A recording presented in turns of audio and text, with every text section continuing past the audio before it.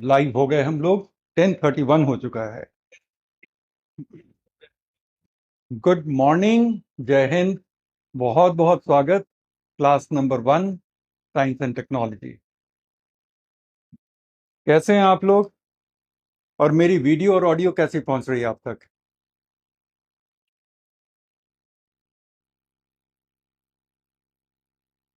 Good good good. तो video और audio अच्छी पहुंच रही है। आपका चैट मुझे दिख रहा है। बहुत सारे गुड मॉर्निंग, जय हिंद के मैसेजेस आ रहे हैं। कुछ प्रणाम के भी मैसेज हैं। सबका बहुत बहुत स्वागत। कई लोगों से पहले मिल चुका हूं, बाकी लोगों ने यूट्यूब पे देखा होगा। और जिनसे पहली बार रूबरू हो रहा हूं, मैं डॉक्टर अभिषेक कुमार हूं। और आपके बैच में साइंस एंड टेक्नोलॉजी और एनवायरमेंटल इकोलॉजी के लिए रिस्पॉन्सिबल रहूंगा। आज साइंस एंड टेक्नोलॉजी की क्लास नंबर 1 है। और क्लास नंबर 1 और क्लास नंबर 2 जो कल होने वाली है, दोनों ही क्लासेस हम लोग ओरिएंटेशन के लिए रख रहे हैं। ओरिएंटेशन सिर्फ साइंस एंड टेक्नोलॉजी का नहीं, बल्कि ओवरऑल प्रिपरेशन का भी। पहले आज हम लोग साइंस एंड टेक्नोलॉजी के इंट्रोडक्शन, ओरिएंटेशन से शुरुआत करेंगे।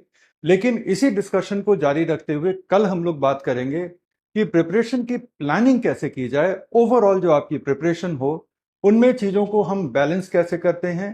अलग अलग पार्ट ऑफ द प्रिपरेशन, मतलब कि जनरल स्टडीज और जनरल स्टडीज के अलग अलग सब्जेक्ट। इसके बाद फिर आता है हमारा ऑप्शनल।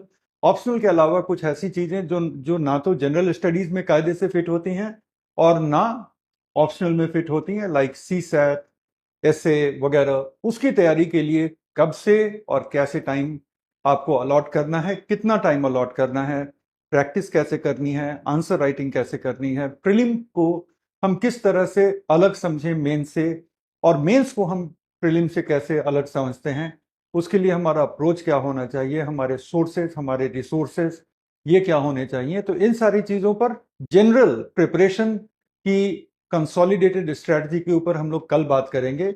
लेकिन आज की चर्चा रहेगी साइंस एंड टेक्नोलॉजी, क्योंकि ये साइंस एंड टेक्नोलॉजी की क्लास नंबर 1 है। तो आज हम लोग अपने आप को फैमिलियर करेंगे साइंस एंड टेक्नोलॉजी के सिलेबस के साथ, कि साइंस एंड टेक्नोलॉजी आखिर क्या है और हमारे सिलेबस में इसका जिक्र कैसे आता है। फिर एग्जामिनेशन के अगर हम एक्चुअल पेपर को देखें तो वहां पर इसका जिक्र कैसे आता है, क्योंकि एक डिफरेंस है, देयर इज अ डिफरेंस कि सिलेबस में कैसे इसका जिक्र आता है और एग्जामिनेशन के पेपर में कैसे जिक्र आता है। तो if someone is doing it by just looking at the syllabus, अगर आप सिर्फ सिलेबस देख कर रहे हैं तो आप कई चीजों को मिस कर जाएंगे जो कि एग्जाम में आपसे पूछे जाएंगे। और सिर्फ एग्जामिनेशन के क्वेश्चन को अगर आप देखते हैं तो हो सकता है कि पिछले 5 साल में कुछ ऐसे टॉपिक नहीं टच हुए हों जो सिलेबस में हैं, अभी तक पिछले 5 साल में क्वेश्चन नहीं पूछे गए, लेकिन वो सिलेबस में हैं, इसलिए उनका करना हमारे लिए बहुत ही एसेंशियल है। उसकी भी तैयारी होनी चाहिए। तो सिलेबस और पिछले 10 साल 15 साल के क्वेश्चन की एनालिसिस से हम किस नतीजे पर पहुंचते हैं, that is something that we have to see. Prelim के लिए एग्जैक्टली सिलेबस क्या कहता है, मेंस के लिए सिलेबस एग्जैक्टली क्या कहता है, हाल के क्वेश्चन का ट्रेंड कैसा रहा है, साइंस से कितने क्वेश्चन हैं और टेक्नोलॉजी से कितने क्वेश्चन हैं, उसको भी डिकोड करना जरूरी होगा। Last but not the least, हमारे प्रिपरेशन के सोर्सेज क्या होंगे, टूल्स क्या होंगे। दूसरी तरीके से देखें तो साधन क्या क्या हैं और संसाधन क्या क्या हैं। हमारी पूरी तैयारी की अप्रोच क्या होगी, खास तौर पे इस चीज को ध्यान में रखते हुए कि आपके साथ मैं भी काम कर रहा हूं, आप अकेले नहीं हैं। तो जो अकेले हैं, मान लो यही वीडियो मैं यूट्यूब पर एक जनरल मास ऑफ स्टूडेंट के लिए बनाता, जिनके साथ मैं तैयारी के हर चैप्टर, हर टॉपिक में साथ नहीं हूं, उनके लिए तैयारी की एक अलग अप्रोच बतानी होगी, क्योंकि उनको सेल्फ स्टडी पे डिपेंड रहना होगा और उनको उन रिसोर्सेज पे डिपेंड रहना होगा जो आसानी से मार्केट में अवेलेबल हैं, चाहे वो बुक्स हों, वेबसाइट्स हों, कुछ कंपाइलेशंस हों। लेकिन चूंकि आपके साथ मैं हूं इस पूरे सेगमेंट में, ऑब्वियसली आपकी तैयारी की स्ट्रेटजी थोड़ी अलग होगी। और अलग का मतलब यह है कि आपका एफर्ट कम होगा, आपको लगने वाला टाइम कम होगा, लेकिन आपकी प्रिपरेशन ज़्यादा एक्यूरेट होगी, इस एग्जामिनेशन के अलाइनमेंट में होगी, कि जो एग्जाम पूछता है, जो एग्जाम पूछेगा, आप उसके अलाइनमेंट में रहेंगे। तो हमारा अप्रोच क्या होगा? हमारे अप्रोच के दौरान मैं अपने व्यक्तिगत अप्रोच की भी बात करूंगा, सो दैट कि आज आप भी थोड़ा सा अपने आप को मेंटली प्रिपेयर करें कि अभिषेक सर इस तरह से अपने क्लास को ऑर्गेनाइज करेंगे तो हमें भी इस तरह से तैयार होकर के आना है। अदरवाइज मैं और आप अगर एक तारतम्य में काम नहीं करेंगे तो जिस डिजायर्ड रिजल्ट के लिए काम कर रहे हैं वो नहीं मिलेगा। आपका टाइम तो वेस्ट होगा ही होगा, पढ़ाई आपकी पढ़ाई में जो मैंने अपनी एनर्जी और टाइम इन्वेस्ट की वो भी वेस्ट होगा, और वेस्टेज नहीं होने देना है, क्योंकि वेस्टेज की जो कीमत है वो बहुत महंगी अदा करनी होती है, खासतौर पे एक स्टूडेंट को। टीचर का क्या है, टीचर के पढ़ाए हुए में कुछ बच्चों का सिलेक्शन भी होगा, टीचर को हमेशा पढ़ाने के लिए एक अगला बैच मिल जाएगा, अगला बैच अगले ही महीने आ सकता है, उसमें कहीं कोई प्रॉब्लम नहीं है। लेकिन एक स्टूडेंट के लिए अगर उसने अपने अप्रोच को सही नहीं रखा, टीचर के साथ क्लोजली स्टूडेंट ने काम नहीं किया, और स्टूडेंट का अगर एफर्ट वेस्ट होता है तो स्टूडेंट के लिए अपने आप को प्रूव करने के लिए, रिडीम करने के लिए फिर अगले साल का इंतजार करना होता है, वो कीमत बहुत ज्यादा होती है। इसलिए आपको ये बहुत इंपॉर्टेंट होगा कि आप मेरे टीचिंग स्टाइल को समझें और उस हिसाब से अपने आप को अलाइन करें। ट्रस्ट मी, वो आपके बेस्ट इंटरेस्ट के लिए ही उस तरह से टीचिंग स्टाइल अपनाया गया है, उसमें मेरी अपनी सुविधा, मेरी अपनी कंफर्ट कहीं भी नहीं आती, ये कंसिडरेशन ही नहीं है। मैं मानता हूं कि as a teacher this is my duty to bring you closest to your success. Journey तो आप ही को चलनी है, लेकिन आपको डायरेक्शन देना, आपको वो टूल्स देना, आपको वो रिसोर्सेज देना जिससे कि आप अपने डेस्टिनेशन तक पहुंच सकते हैं। तो फॉर दैट आपको मेरे साथ चलने की जरूरत होगी, और उस तरह से चलने की जरूरत होगी जिस तरह से मैं आपको बता रहा हूं। उतना आपको ट्रस्ट मुझ पर रखना पड़ेगा, अपने आप को डिसिप्लिन करना पड़ेगा कि आप उस रोड से, उस पाथ उस पाथ से आप डेविएट ना करें। मैं आपसे क्लास में क्या एक्सपेक्ट करता हूं वो भी बात करूंगा, कितना लिखना है मेरी क्लासेस में, क्लास के बाद आपको क्या करना है, वो सारी चीजों की अच्छी चर्चा होगी। लास्टली हम बात करेंगे रिवीजन की, आंसर राइटिंग प्रैक्टिस की, और इस सेशन को क्लोज करते वक्त मैं बात करूंगा कि अपने तैयारी को, जब ये सेगमेंट आपको ओवर हो जाएगा तो भी अपनी तैयारी को अपडेट रखने का क्या तरीका होगा। ये सारी बातें करनी है आज की इस क्लास में। शुरुआत अब कर लेते हैं। सर रिफ्लेक्शन आ रहा है लाइट का, लाइट कम कर लो प्लीज। आप मेरे टेक्निकल एडवाइजर ना बने, आप स्टूडेंट बने रहें, और मुझे इस तरह के इरेलीवेंट चीजों को मत पॉइंट आउट करें। इससे एक ही बात साबित होती है मेरी नजरों में कि आप अपनी पढ़ाई पर ध्यान नहीं दे रहे हैं।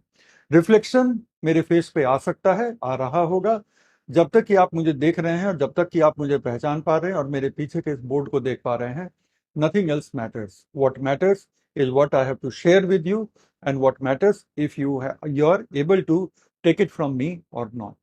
क्योंकि ये एक बहता हुआ पानी है, जो रिवर के बारे में कहते हैं, एक नदी के बारे में, कि आप एक ही नदी में कभी भी दो बार नहीं खड़े हो सकते, क्योंकि जब भी आप नदी में जाएंगे और खड़े होंगे वो कोई और पानी आपके शरीर को स्पर्श कर रहा होगा। वो पानी जिसने पिछली बार आपके शरीर का स्पर्श किया था वो पानी तो बहता हुआ कहाँ चला गया। तो क्लासेस भी वैसी ही होती है, एक नदी की तरह होती है। अगर छूट गया तो छूट गया। आप वीडियो देख सकते हैं, लेकिन मुझे भी पता है कि जो बच्चा एक बार लाइव में बैठता है वो दोबारा वीडियो नहीं देखता। तो जो छूट गया वो छूट गया। So please just concentrate, okay, please just concentrate and don't worry about कि थोड़ी रिफ्लेक्शन यहाँ आ रही है, थोड़ी रिफ्लेक्शन वहां आ रही है। आपको पढ़ने में कहीं कोई परेशानी नहीं होगी। So that's the whole point that we have to work with. Now शुरू करते हैं अपने डिस्कशन को। राइट और हम लोग बात करते हैं सबसे पहले थीम पर, what is science and technology. Okay, जैसे ही मैंने ये लिखा, अभी एक साथ 1000 मैसेज आएंगे, सर हिंदी यूज किया करो। राइट, मुझे पता है ये बाइलिंगुअल बैच है, थोड़ी सी इंग्लिश, सारे टेक्निकल टर्म, एक्सप्लेनेशन हिंदी में, नोट्स दोनों ही लैंग्वेज में, वो फॉर्मेट होगा। राइट, मुझे इन चीज़ों की सलाह न दीजिएगा क्योंकि वो मुझे दिखते नहीं हैं। आप देंगे अपना ही टाइम और अपनी ही एनर्जी वेस्ट करेंगे। मुझे पता है कि बाइलिंगुअल बैच में क्या करना होता है, और इतनी इंग्लिश जो अभी बोर्ड पे लिखी है, अगर आपको इतनी इंग्लिश से भी कठिनाई है, जरा सिविल सर्विस के सिलेबस को, सिविल सर्विस के एग्जाम के स्कीम को एक बार कायदे से देख लीजिएगा और अपने आप से पूछिएगा कि क्या हम सिविल सर्विस की तैयारी में सच्ची में लगे हुए हैं या बस हमारा इंटेंशन है लेकिन हमारा एक्शन तो किसी दूसरे डायरेक्शन में जा रहा है। दुनिया में 99.9% लोगों में इंटेंशन और एक्शन में मिसमैच होता है। हम चाहते कुछ और हैं, हमारे एक्शन हमें किसी और दिशा में ले जा रहे होते हैं, कम से कम उस दिशा में तो नहीं जिस दिशा में हमारा इंटेंशन है। तो साइंस, टेक्नोलॉजी, व्हाट इज, ये सबसे कोई परेशानी होनी नहीं चाहिए। But I am sensitive to the fact, इस चीज को लेकर के मैं खुद भी जागरूक हूँ, संवेदनशील हूँ कि ये बाइलिंगुअल बैच है। इस बैच में बहुत बड़ी संख्या में ऐसे बच्चे बैठे हुए हैं जो हिंदी मीडियम से प्रिपेयर कर रहे हैं और एक अच्छी खासी संख्या में वो बच्चे भी बैठे हुए हैं जो इंग्लिश मीडियम से प्रिपेयर कर रहे हैं। मेरे अपने परिवार के, मेरे अपने फ्रेंड सर्कल के जो यंगर मेंबर्स हैं, उनमें से भी कई बच्चे, जैसे हमारे दोस्तों के भाई भतीजे, ऐसे लोगों को भी इस बैच में मैंने एडमिशन दिलाया था जब इस बैच का एडमिशन खुला था। तो मेरे परिवार के भी कुछ लोग इस बैच में हैं, मेरे अपने सर्कल के भी कुछ बच्चे इस बैच में हैं। उनमें से कुछ इंग्लिश में तैयारी कर रहे हैं, उसमें से कुछ हिंदी में तैयारी कर रहे हैं। तो मैं इस चीज को लेकर के खुद ही बहुत सेंसिटिव हूं कि यहाँ पर जो भी चीजें कराई जाएं वहां पे समझाने के लेवल पे ज्यादा से ज्यादा हिंदी यूज हो, क्योंकि हम सारे हिंदी बेल्ट से आते हैं। बट नेचुरल है कि हिंदी में अगर चीजें समझाई जाएं तो हम ज्यादा अच्छा समझेंगे। But at the same time क्या वो एकदम से शुद्ध और कह लो कि एकदम संस्कृत ओरिएंटेड हिंदी हो? बिल्कुल नहीं। वो हिंदी तो यूपीएससी भी आपसे एक्सपेक्ट नहीं करता, वो हिंदी गवर्नमेंट ऑफ इंडिया भी अपने पीआईबी के प्रेस रिलीज में नहीं लिखती, वो हिंदी गवर्नमेंट ऑफ इंडिया भी अपने योजना, अपने इंडिया ईयरबुक में भी नहीं लिखती। तो उस तरह की संस्कृत निष्ठ हिंदी की जरूरत कम से कम इस एग्जाम के लिए नहीं है। हमें उस हिंदी की बात करनी है जो एडुकेटेड लोगों की हिंदी है। तू तड़ाक वाली हिंदी नहीं होनी चाहिए, जो एडुकेटेड लोगों की हिंदी है, जहां के मैक्सिमम शब्दों को आप एग्जाम में एज इट इज यूज कर सकते हैं और जो जिन वर्ड्स को आपको चेंज करना है वो वर्ड्स भी आपको आते हैं। जैसे मैंने कहा कि जहां के मैक्सिमम शब्दों को आप एग्जाम में यूज कर सकते हैं, तो इसको अगर हम बिल्कुल हिंदी में बोलें तो हम कहेंगे कि जहां के अधिकतर शब्दों का आप अपनी परीक्षा में इस्तेमाल कर सकते हैं। तो ये अगर आपने समझ लिया है तो आप अपने लैंग्वेज में लिख भी लेंगे। लेकिन एट द सेम टाइम जहां तक बात है टेक्नोलॉजी के टेक्नोलॉजिकल टर्म्स की, recombinant DNA technology, CRISPR, DNA, RNA, recombinant vaccine वगैरह, तो ये सारे टर्म हमें इंग्लिश में लिखने होंगे, इंग्लिश में समझने होंगे और इंग्लिश में आप अपने एग्जाम में लिख सकते हैं। आपकी लिपि देवनागरी हो सकती है, अगर आप हिंदी मीडियम के स्टूडेंट हैं आपकी लिपि देवनागरी हो सकती है, लेकिन वो टर्म इंग्लिश में ही रहेंगे। आप पुनर्संयोजी टीका नहीं लिखेंगे, आप रिकॉम्बिनेंट वैक्सीन ही लिखेंगे। क्रिस्पर का कोई हिंदी नाम नहीं है। स्टेम सेल के हिंदी नाम पर काफी विवाद है। 5 किताबों को, 5 सोर्सेज को देखेंगे तो स्टेम सेल को लेकर काफी अलग अलग शब्दों को देखना आपको मिल जाएगा। लेकिन जब आप गवर्नमेंट ऑफ इंडिया के डॉक्यूमेंट को देखते हैं, योजना के आर्टिकल्स को देखते हैं, तो वो सीधे स्टेम कोशिका लिख देते हैं, जहां पे कहीं कोई दिक्कत नहीं है। कैंसर को कर्क रोग आप नहीं लिखते, आप कैंसर ही लिखते हैं। तो टेक्निकल टर्म आज की डेट में हिंदी में भी आप वही इंग्लिश वाले टेक्निकल टर्म को देवनागरी में लिख सकते हैं। तो अब मैं अपना काम शुरू करता हूं। ये सारी बातें तय हो गई कि हमारा लैंग्वेज क्या रहेगा और आप इस लैंग्वेज को लेकर के मुझे सजेशन नहीं भेजेंगे क्योंकि वो मुझे दिखेंगे ही नहीं। शुरू करते हैं। साइंस एंड टेक्नोलॉजी क्या है? तो 2 शब्द हैं। पहला शब्द तो ये है हमारा विज्ञान,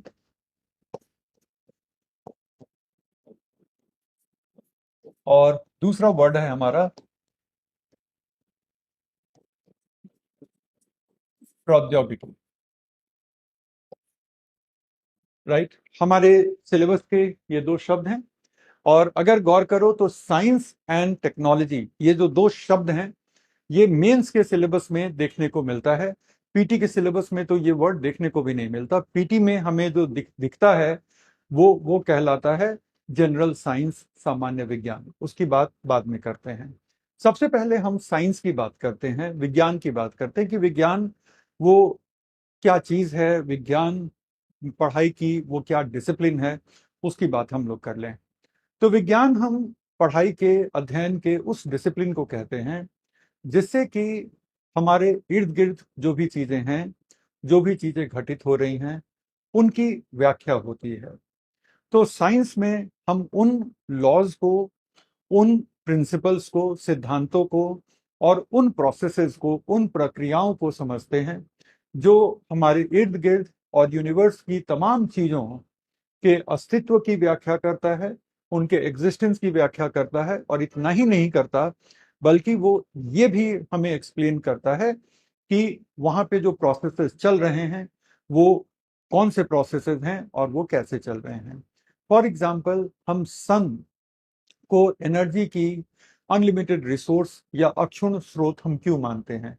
हालांकि बहुत स्ट्रिक्टली टेक्निकली देखो तो ऐसा है नहीं। एक दिन सन भी कोलैप्स करेगा। Even sun will be dead star, scientifically speaking. लेकिन वो हमारे कई लाख जनरेशंस के बाद भी वो नहीं होगा। Theoretically one day sun will be a dead star, but हमारे ह्यूमंस के कई लाख जनरेशंस के बावजूद sun would not be dead star. तो मोर और लेस अगर हम ह्यूमन आइज से देखें तो इतना हम कह सकते हैं कि सन ऊर्जा का एक अक्षुण्ण स्रोत है, एक ऐसा स्रोत है जो कभी भी खत्म नहीं होगा। सवाल उठता है कि वो कौन सी प्रक्रियाएं हैं, वो कौन से प्रोसेसेस हैं जो सन पे चल रही होती हैं और वो कैसे चल रही होती हैं। तो साइंस इन सारी चीजों की एक्सप्लेनेशन आपको देता है। तो science is that discipline of studies in which the various entities of the universe, various processes of the universe are explained। ठीक है। और अगर हिंदी में बोले तो विज्ञान अध्ययन का वो क्षेत्र है जहां पर स्थापित नियमों, सिद्धांतों के आधार पर हमारे पूरे यूनिवर्स में पाई जाने वाली चीजें और हो रही प्रक्रियाओं की विवेचना का एक्सप्लेनेशन दिया जाता है। तो that is what science is. ठीक है। तो ये थोड़ा सा आप लिख लो, मैं हिंदी और इंग्लिश दोनों में इन चीजों को लिख देता हूं। ठीक है। और discipline of studies with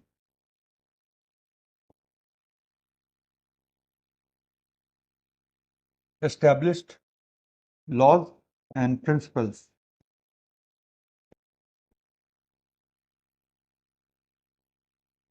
which explain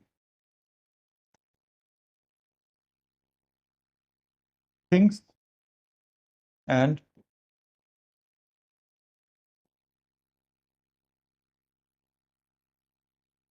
processes around us and in the universe। इसको हम कहते हैं साइंस।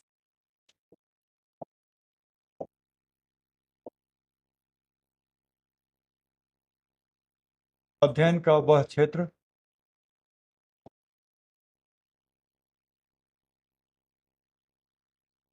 जहां स्थापित नियमों और सिद्धांतों के आधार पर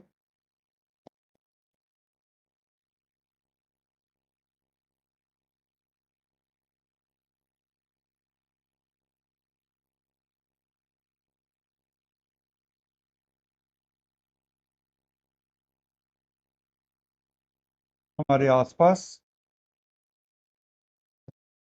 और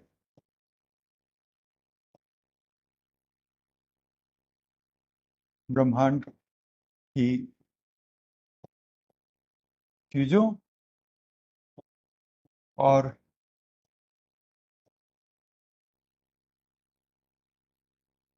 प्रक्रियाओं की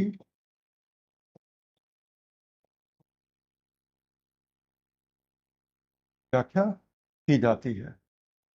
सो साइंस डिसिप्लिन जो है वो पढ़ाई का एक प्योर डिसिप्लिन है। प्योर डिसिप्लिन से हमारा मतलब है कि यहाँ पर हम चीजों को पढ़ते हैं, चीजों को एक्सप्लेन करते हैं, लेकिन यहाँ पर एप्लीकेशन हम डेवलप नहीं करते। हमारे थ्योरीज होते हैं, हमारे प्रिंसिपल्स होते हैं, उनको समझते हैं, उनके बेसिस पर हम उनका उसका एप्लीकेशन ढूंढ निकालेंगे। लेकिन साइंस का काम एप्लीकेशन नहीं है। एप्लीकेशन के डोमेन में आप जाते ही आप टेक्नोलॉजी के डोमेन में चले जाते हैं। ठीक है, एप्लीकेशन में जाते ही आप टेक्नोलॉजी के डोमेन में चले जाते हैं। और टेक्नोलॉजी और साइंस के बीच में यही फंडामेंटल चीज है कि साइंस चीजों को पढ़ता है, साइंस चीजों की व्याख्या करता है, चाहे वो चीजें हों या प्रक्रियाएं हों। But on the other hand technology जो है, इन्हीं सिद्धांतों, इन्हीं नियमों और इन्हीं व्याख्याओं के आधार पर वो हमारे डे टू डे लाइफ के लिए, हमारे किसी कमर्शियल इंटरेस्ट के लिए, हमारे किसी इंडस्ट्री के लिए या फर्दर रिसर्च के लिए कोई ना कोई चीज़ों को डेवलप करता है, किसी ना किसी टूल्स को, टेक्निक को डेवलप करता है। तो उसको हम प्रौद्योगिकी कहते हैं। आप लोग इसको लिख लीजिए, मैं एक सेकंड के लिए बोर्ड के सामने से हट गया हूं।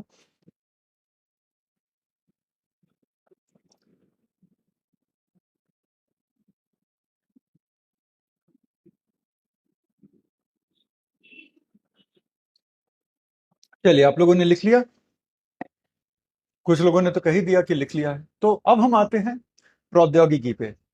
और अगर कुछ छूट जाए तो आप बहुत ज्यादा परेशान ना होइएगा, इसलिए कि ये एक्सपोर्ट करके आपके साथ शेयर भी किया जाएगा। और जब हम प्रॉपर टॉपिक पर आ जाएंगे अपनी मंडे वाली क्लास से, तो हर क्लास के पहले ही आपको उस क्लास का पीडीएफ मिल जाएगा। दूसरे शब्दों में, मंडे को जो हम करने जा रहे हैं उसकी पीडीएफ आपको कल ही मिल जाएगी, कि आप आराम से आप पढ़ करके आएंगे उसको, सो दैट कि मंडे को जब हम और आप उस टॉपिक पर बात करें तो from a place of knowledge, कि आप भी उस टॉपिक पर थोड़ा नॉलेज रखते हैं, आपको भी अब उस टॉपिक की सीमाओं का पता है। और उसके बाद अगर हम बात करेंगे तो वो बड़ा मीनिंगफुल और बड़ा पर्पसफुल होगा। मीनिंगफुल कि आप आसानी से समझेंगे, पर्पसफुल का मतलब कि एक ही एग्जाम के लिए आप तैयारी कर रहे हैं और मैं तैयारी करा रहा हूं, तो हम दोनों एक ही पर्पस के लिए काम करते नजर आएंगे। इसलिए अगर कभी कुछ छूट जाए तो बहुत ज्यादा उसका प्रेशर न लीजिएगा। रोज शाम में रिवीजन तो करते ही होंगे, तो उस समय इन चीजों को कंप्लीट कर लीजिएगा। मूविंग नेक्स्ट, हम आते हैं अब टेक्नोलॉजी पर।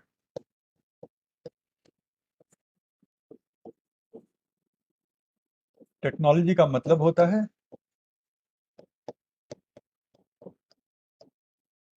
प्रौद्योगिकी। ओके, सो टेक्नोलॉजी जो है वो है application of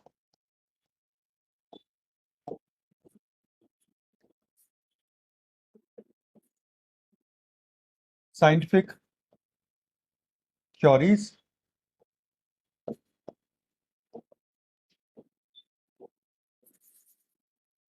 laws and discoveries for human welfare, चाहे वो किसी भी तरह से हो रहा हो, और फॉर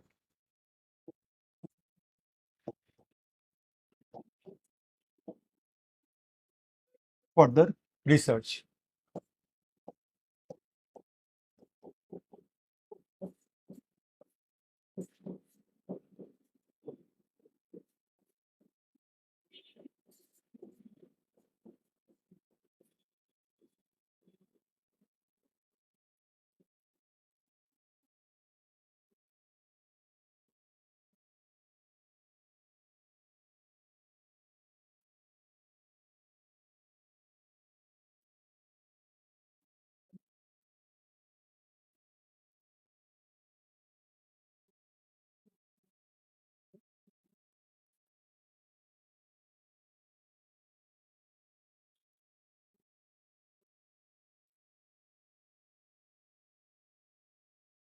कई बार मैं सोचता हूँ कि मेरा ट्रांसलेशन उतना भी बुरा नहीं है, इसीलिए मैंने बहुत बार ट्रांसलेटर्स को ढूंढने की कोशिश की कि कोई मेरे इंग्लिश के काम को हिंदी में ट्रांसलेट कर दे, क्योंकि मैंने अपने करियर के 20 साल में 95% क्लासेस इंग्लिश में ही ली हैं। तो इसलिए हमेशा मैं ढूंढते रहता हूँ कि कोई मेरे इंग्लिश के काम को हिंदी में ट्रांसलेट कर दे, और उसकी जो, कह लो कि उसका जो सार है उसको कॉम्प्रोमाइज किए बगैर मुझे मिलते नहीं हैं। इसलिए हमेशा ही खुद ही करना पड़ता है। लेकिन एक तरह से ठीक है कि खुद करते हैं, तो मैं ये तो नहीं कहता कि गलतियां बिल्कुल जीरो हो जाएंगी। कई बार मुझसे भी चूक हो सकती है, जाने में नहीं तो अनजाने में थोड़ी देर के लिए ध्यान हटा और कुछ त्रुटि आ गई, जो अक्सर मेरे स्टूडेंट फिर बताते कि सर वो वाले नोट में वो था। मैं उसको ईमानदारी से मान भी लेता हूँ कि अगर ऐसा था तो वो गलत था, वो मैंने भी किया तो भी वो गलत है। ऐसा नहीं है कि मैंने कर दिया तो वो सही ही है हमेशा, लेकिन अगर मैं करूं तो 99.9% संभावना होती है कि ऐसी त्रुटियां नहीं होती हैं। और जो मैं कहना चाहता हूं वो एग्जैक्टली मैं अपने स्टूडेंट के साथ और एग्जाम के अलाइनमेंट में डिस्कस कर पाता हूं। हालांकि चूंकि आपके लिए मैंने पीडीएफ बना रखा है और उसको मैं टाइम टू टाइम अपडेट भी कर रहा हूं, तो इसलिए मुझे लगता है कि बहुत ज़्यादा हमारे इस बैच में लिखने की ज़रूरत नहीं होगी, लेकिन जो भी ज़रूरत होगी तो आप मेरे ट्रांसलेशन पे रिलाई कर सकते हैं।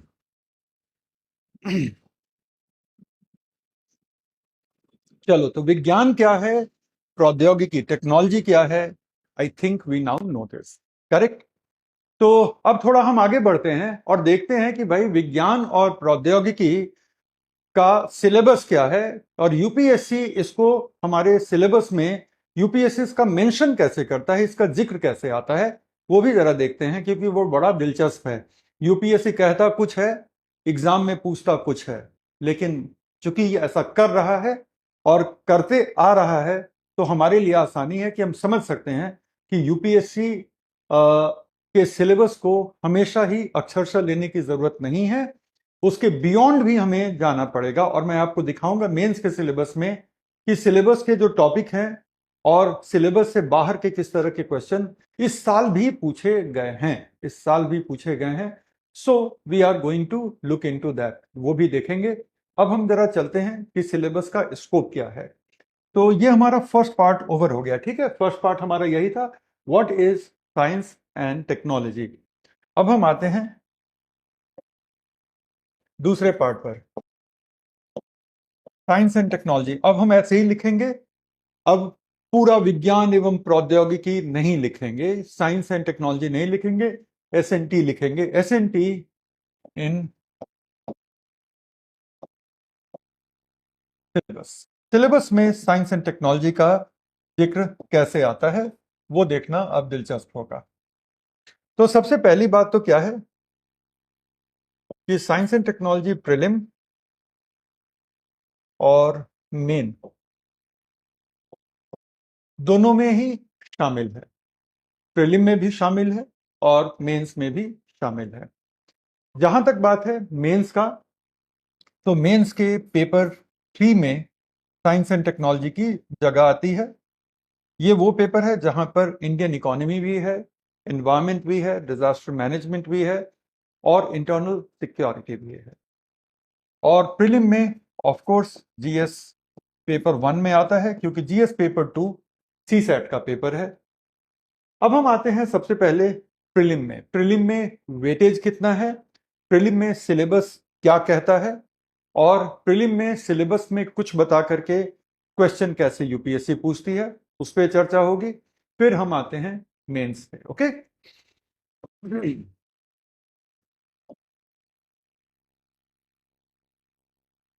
Science and technology in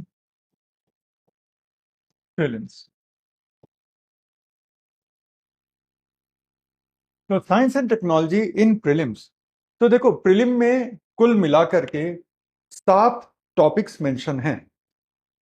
current affairs अलग से मेंशन है और टॉपिक 1 के रूप में मेंशन है। अक्सर हम ध्यान नहीं देते, जब प्रीलिम की सिलेबस को हम गिनाने पे आते हैं तो हम शुरू करते हैं हिस्ट्री से, ज्योग्राफी से, वो ठीक है, लेकिन औपचारिक तौर पर यूपीएससी हमसे सबसे पहली टॉपिक जिसकी मांग करता है, that topic is what, that topic is current affairs. तो पहला टॉपिक है करंट अफेयर्स, दूसरा है इंडिया की history. Of course world history prelim का पार्ट नहीं है, वर्ल्ड हिस्ट्री मेंस के जीएस पेपर 1 का एक छोटा सा पार्ट है। एक आधा साल यूपीएससी को मन नहीं किया तो क्वेश्चन भी नहीं पूछे।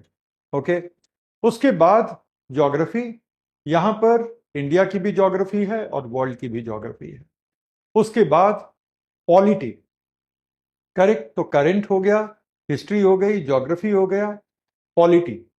पॉलिटी ऑफ कोर्स इंडिया की ही पॉलिटी पूछी जाएगी और उसके साथ साथ थोड़ी सी पब्लिक पॉलिसी और गवर्नेंस वाले टॉपिक भी घुस ही आते हैं, खासतौर पे एग्जामिनेशन के क्वेश्चन में। 4 एरियाज हो गए। 5वां एरिया है इंडियन इकोनॉमी, जिसमें सस्टेनेबल डेवलपमेंट भी है, इंक्लूसिव ग्रोथ भी है, different schemes of the government भी है वगैरह। 6ठा और 7वां ये दोनों मेरे टॉपिक्स हैं। 6ठे टॉपिक को यूपीएससी ने बड़ी सफाई से लिखा है कि इन्वायरमेंटल इकोलॉजी, बायोडाइवर्सिटी वगैरह, जिसके लिए आपको डोमेन का एक्सपर्ट होने की जरूरत नहीं है।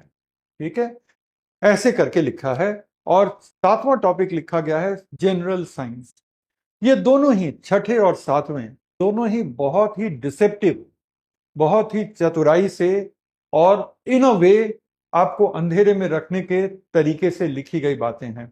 नहीं कह रहा कि यूपीएससी इंटेंशनली ऐसा कर रही है, ऐसा कोई इंटेंशन नहीं है कि जो बच्चे इस परीक्षा को दे रहे हैं उनको अंधेरे में रखा जाए, मैं बिल्कुल ये नहीं कहना चाह रहा।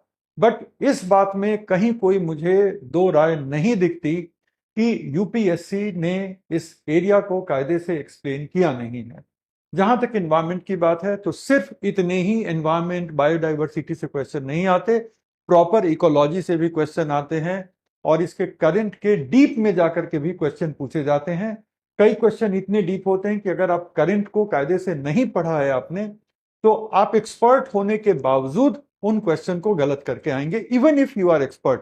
यूपीएससी कहती है कि जहां पर एक्सपर्ट नॉलेज की जरूरत नहीं है, और सच्चाई यह है कि कई क्वेश्चन तो करंट के इतनी बारीकियों से उठा करके यूपीएससी पूछती है कि आप एक्सपर्ट हो करके भी नहीं जवाब दे पाएंगे अगर आपने उस पर्टिकुलर करंट को नहीं पढ़ा है तो। दूसरे शब्दों में अगर हम कहें तो यूपीएससी रियली वांट्स यू कि आप बहुत ही सिस्टमैटिक तरीके से पढ़ें, हार्डवर्क नहीं लेकिन सिस्टमैटिक तरीके से पढ़ें। आपको इस चीज का इल्म हो कि इंपॉर्टेंट क्या है और उस चीज को पढ़ना कैसे है। वो जब एनवायरमेंट की बात आएगी तो मैं बता दूंगा, अभी हम लोग साइंस पे हैं। तो प्रीलिम में अगर हम बात करें तो टॉपिक नंबर 7 है जनरल साइंस। और उससे मेरा कंप्लेन ये है कि जनरल साइंस से जो मैसेज जाता है वो तो एक भी क्वेश्चन में दिखता नहीं है, और जो क्वेश्चंस आते हैं वो बाकायदा टेक्नोलॉजी से क्वेश्चन आते हैं। यूपीएससी कह सकती है कि जनरल साइंस से तो हमने बहुत कम ही क्वेश्चन डाले हैं, लेकिन साइंस के करंट से हम क्वेश्चंस पूछ रहे हैं। यूपीएससी ऐसा कह सकती है, मैं मान सकता हूं, बट द पॉइंट इज कि जब आप जो पूछ रहे हैं उसको सिलेबस में डाल दें तो बच्चे तैयारी करके आएंगे। ऐसा तो है नहीं कि आप डालेंगे तो बच्चे तैयारी नहीं करेंगे, लेकिन अगर आप कुछ और डालते हैं और कुछ और पूछते हैं तो वो स्टूडेंट जिनको एक टीचर का गाइडेंस नहीं मिला, जिन्होंने ये नहीं समझा कि यूपीएससी ऐसे क्वेश्चन पूछेगी, जिनको सारे पीवाईक्यू की एनालिसिस नहीं की है, तो फिर वो तो कुछ और पढ़ के जाएंगे, कुछ और आएगा। लेकिन आपके साथ ये केस नहीं है। तो अब सबसे पहले हम लोग बात कर लेते हैं कि प्रीलिम्स में हमारा टॉपिक 7 है, जिसको हम कहते हैं सामान्य विज्ञान या जनरल साइंस। करेक्ट। सामान्य विज्ञान से जो एक आम व्यक्ति को जो चीजें समझ में आएंगी वो ये है कि ये वो एरिया है जहां पर हमें स्कूल लेवल की साइंस की बुक्स पढ़नी होंगी, क्योंकि स्कूल की बहुत सारी किताबें हैं जो एक्चुअली सामान्य विज्ञान या जनरल साइंस के टाइटल से ही छपती हैं। अगर आप देखो स्कूल की किताबों को तो बहुत सारे बोर्ड में, शायद एनसीईआरटी में भी, जो 8th 9th 10th की किताबें हैं उनका टाइटल सामान्य विज्ञान होता है। हालांकि 9th 10th में साइंस एंड टेक्नोलॉजी उन्होंने नाम दे दिया है, लेकिन सामान्य विज्ञान होता है। तो जनरली एक मैसेज जाता है कि अच्छा, जो स्कूल के दिनों में 8th 9th 10th के लेवल पे जितनी साइंस आनी चाहिए वो हमें आनी चाहिए, और डे टू डे लाइफ में उसके क्या एप्लीकेशन है वो हमें आनी चाहिए। जो बच्चों वाली बातें होती हैं कि प्रेशर कुकर में खाना क्यों जल्दी पक जाता है, पहाड़ों में खाना बनाना मुश्किल क्यों होता है, एसी और डीसी में क्या फर्क होता है, वगैरह वगैरह, इस सब तरह की चीजें, इंडक्शन करंट क्या होता है, इस तरह की चीजें हमसे पूछी जाएंगी, हमसे एक्सपेक्टेड है। सच्चाई ये है कि यूपीएससी 1990 में भी इस तरह के क्वेश्चन नहीं पूछ रहा था। थोड़ा सा रिवाइंड करके जाओ 1990 में और सोचो कि कितने साल पहले की बात मैं कर रहा हूं। तो मैं बात कर रहा हूं आज से 32 साल 33 साल पहले की बात कर रहा हूं, तो 1990 वगैरह में भी यूपीएससी इस तरह के बच्चों वाले क्वेश्चन नहीं पूछ रहा था। यूपीएससी तब भी प्रीलिम में टेक्नोलॉजी वाले क्वेश्चन पूछ रहा था, ना कि जनरल साइंस के क्वेश्चन पूछ रहा था। सो फर्स्ट थिंग फर्स्ट, कि स्कूल के जो साइंस की बुक्स हैं उनको एंड टू एंड पढ़ लेने से बहुत होगा तो 2 साल में प्रीलिम का एक क्वेश्चन आपको डायरेक्टली मिल जाएगा। 2 साल में प्रीलिम का एक क्वेश्चन डायरेक्टली मिल जाएगा, लेकिन बस इतना ही। तो क्या वो पढ़ना हमारे टाइम का वेस्टेज है? मैं ये नहीं कहूंगा कि उसको पढ़ना हमारे टाइम का वेस्टेज है, लेकिन इतना जरूर हम कहेंगे कि उसको पढ़ने से आपको एग्जाम में क्वेश्चन नहीं मिलेंगे। उसको पढ़ने से आपके बेसिक्स रिवाइज हो जाएंगे, और वो साइंस के जो प्रिंसिपल्स आप समझोगे, उससे कुछ कुछ हमारे टेक्नोलॉजी के एस्पेक्ट को समझने में आसानी होगी। उससे ज्यादा कोई फायदा नहीं होगा। दूसरे वर्ड्स में हम कहें तो कुछ टॉपिक्स के लिए वो बैकग्राउंडर का काम करेंगे। आपको पढ़ना है या नहीं पढ़ना है, वो आज ही के डिस्कशन के लास्ट में हम आपसे बात कर लेंगे। तो सबसे पहली बात क्या है यहां पर,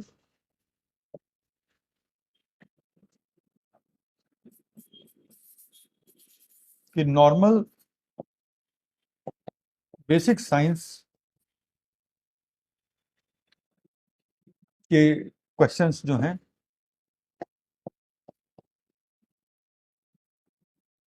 ऑलमोस्ट नो क्वेश्चन। ठीक है,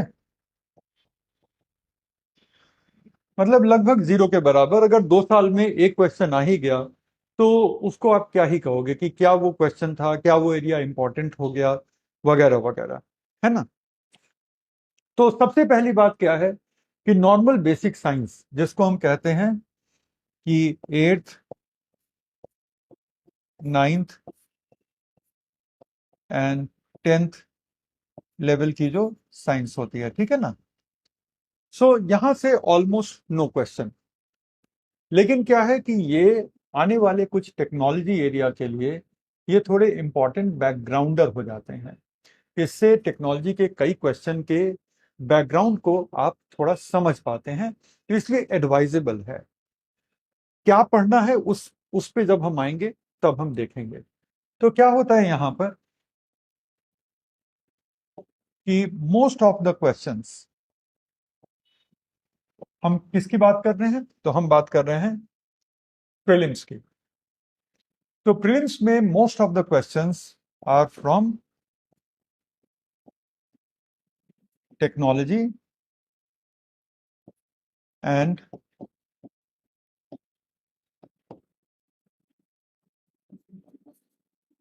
टेक्नोलॉजी ट्रिगर्ड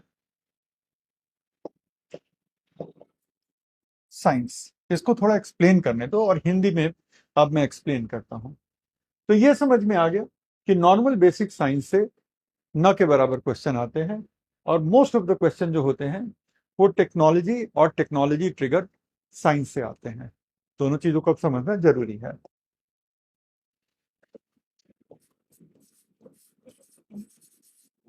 टेक्नोलॉजी मतलब कि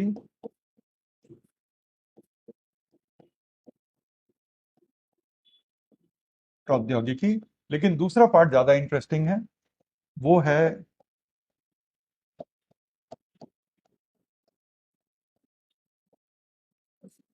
प्रौद्योगिकी का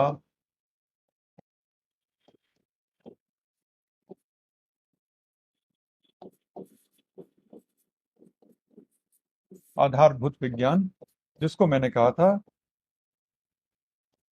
technology triggered science.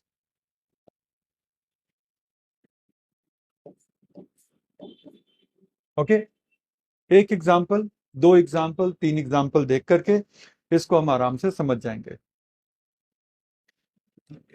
Let us से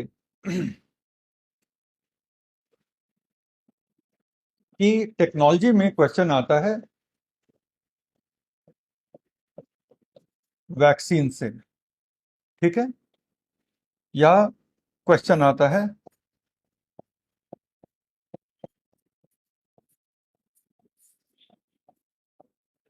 आरएनए वैक्सीन से। इस साल का फिजियोलॉजी या मेडिसिन का नोबेल प्राइज आरएनए वैक्सीन को डेवलप करने वाले साइंटिस्ट को दिया गया है, करेक्ट। तो ये दोनों ही क्वेश्चन टेक्नोलॉजी के बेस पर हैं। वैक्सीन पैंडेमिक के साल से काफी न्यूज में रहा है। वैक्सीन को लेकर के पहले लोगों की बेचैनी ये थी कि कब वैक्सीन बनेगा, कैसे लोगों को वैक्सीन मिलेगा। बाद में ये सवाल उठे कि क्या ये वैक्सीन इफेक्टिव है, और बाद में ये सवाल उठा कि क्या ये वैक्सीन सेफ है। लेकिन वैक्सीन मोर और लेस 2020 के मार्च से काफी न्यूज में रहा है। ऐसा नहीं है कि वैक्सीन कोई नई चीज है। बच्चों को वैक्सीन जन्म के साथ ही मिलनी शुरू हो जाती हैं, और काफी वक्त तक, ऐसे कह लो कि अडल्ट वैक्सीन को अगर इंक्लूड कर लो, कई वैक्सीन होते हैं जिनको हम अडल्ट वैक्सीन कहते हैं, जो अडल्ट लोगों के लिए भी डिजायरेबल होती हैं कि उनको लेना चाहिए। तो ऐसे देखो तो पूरे लाइफ आप कोई ना कोई वैक्सीन ले सकते हो, depending on your awareness, your medical needs, और आपकी अपनी मंशा कितनी है, आपकी अपनी इंटेंशन कितनी है। सबसे पहली तो वो अवेलेबल है कि नहीं, आपको किसी ने गाइड किया कि नहीं। दूसरी बात आती है कि अगर अवेलेबल भी है तो आपको मेडिकल नीड है या नहीं है। और तीसरी बात ये रहेगी कि अवेलेबल भी है, मेडिकल नीड भी है, आप क्या कन्विंस हैं या नहीं। एक एग्जांपल देते हैं कि जैसे फ्लू की वैक्सीन होती है, ठीक है, जो नॉर्मल इन्फ्लुएंजा होती है, तो एक फ्लू की वैक्सीन होती है। फ्लू की वैक्सीन अडल्ट लोगों को लेनी चाहिए, और अडल्ट लोग डेवलप्ड कंट्रीज में लेते भी हैं, ठीक है, फ्लू की वैक्सीन। तो अडल्ट लोग लेते भी हैं और उनको लेना भी चाहिए। लेकिन क्या इंडिया में सफिशिएंट नंबर अडल्ट फ्लू की वैक्सीन लेते हैं? आंसर है नहीं। इंडिया में हेपेटाइटिस बी के बहुत सारे केसेस हैं, और हेपेटाइटिस बी का अडल्ट वैक्सीन भी अवेलेबल है। कितने लोग हेपेटाइटिस बी की वैक्सीन लेते हैं? तो वो एक अवेयरनेस, एक इंटेंशन भी होती है। लेकिन मोर और लेस वैक्सीन्स क्या होते हैं, वैक्सीन्स कैसे काम करते हैं, कितने तरह के वैक्सीन्स होते हैं, अलग अलग तरीके के वैक्सीन को बनाने का तरीका क्या है, इनमें से कौन सी टेक्नोलॉजी ज़्यादा कारगर है, और वगैरह वगैरह। ये सारी चीज़ें क्या हैं, वैक्सीन की टेक्नोलॉजी से जुड़ी हुई बातें हो गई। लेकिन जब वैक्सीन पर पूरा वर्ल्ड केंद्रित था, तो यूपीएससी ने क्वेश्चन पूछा ह्यूमन इम्यूनिटी से, ठीक है।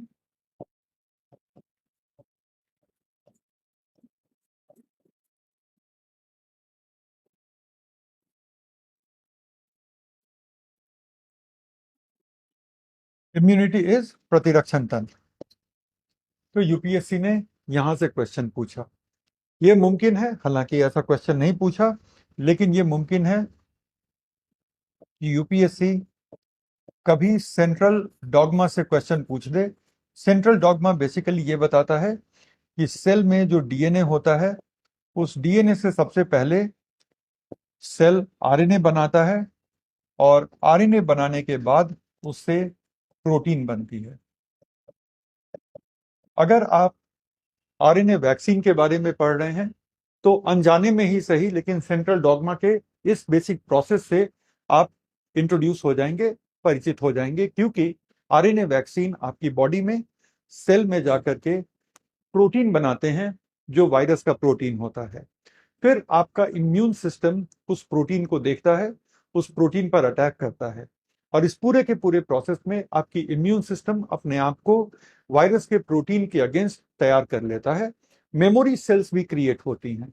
फिर अगली बार जब रियल वायरस आपकी बॉडी में अगर आता है, आपका इम्यून सिस्टम उससे डील करने के लिए रेडी है, क्योंकि उसी वायरस के सरफेस के कुछ प्रोटीन से हमारा इम्यून सिस्टम पहले एक्सपोज हो चुका है वैक्सीन के थ्रू। और चूंकि वो एक्सपोज हो चुका है वैक्सीन के थ्रू, उसके पास उस प्रोटीन के खिलाफ एंटीबॉडीज हैं, और वो एंटीबॉडीज वायरस को उसी प्रोटीन पे अटैक करेंगे जिसके लिए वो एंटीबॉडी पहले से बन के तैयार हैं। लेकिन इस पूरे के पूरे प्रोसेस को समझने के लिए आरएनए वैक्सीन काम कैसे करते हैं वो आप पढ़ेंगे, और वो रिलेटेड है सेंट्रल डॉगमा से। यूपीएससी अगर सेंट्रल डॉगमा से क्वेश्चन पूछती है तो इसका यह मतलब नहीं है कि यूपीएससी वापस नॉर्मल जनरल साइंस में चली गई। यूपीएससी ने इसलिए पूछा क्योंकि आरएनए वैक्सीन के डेवलपर को नोबेल प्राइज दिया गया है। अब ये बड़ी बात है, इसलिए पूछना काफी लाजमी है, पूछना प्रासंगिक है, रेलेवेंट है। अगर हम बात करें इस साल के केमिस्ट्री के नोबेल प्राइज को, तो क्वांटम डॉट्स, और अभी हाल ही में हम पढ़ाए हैं इंग्लिश बैच में नैनो टेक्नोलॉजी में, क्वांटम डॉट्स के डेवलपर्स को नोबेल प्राइज दिया गया है। और क्वांटम डॉट्स आज की डेट में हर जगह है। अगर आप अपने मोबाइल के स्क्रीन पर देख पा रहे हैं, तो आपका मोबाइल का स्क्रीन इतनी वाइब्रेंट तरीके से सारे कलर्स को एक्यूरेटली रिप्रोड्यूस इसलिए कर पा रहा है क्योंकि अलग अलग कलर के वेवलेंथ को एमिट करने के लिए अलग अलग क्वांटम डॉट्स आपके एलईडी स्क्रीन में या ओएलईडी स्क्रीन में मौजूद हैं। इसलिए तो क्वांटम डॉट्स क्या है कि एक टेक्नोलॉजी है। लेकिन अगर क्वांटम डॉट्स के बहाने अगर आपसे ये पूछ लिया जाए effect of size of nano particle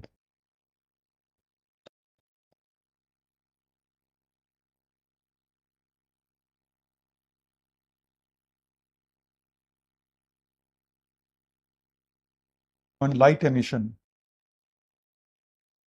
मतलब कि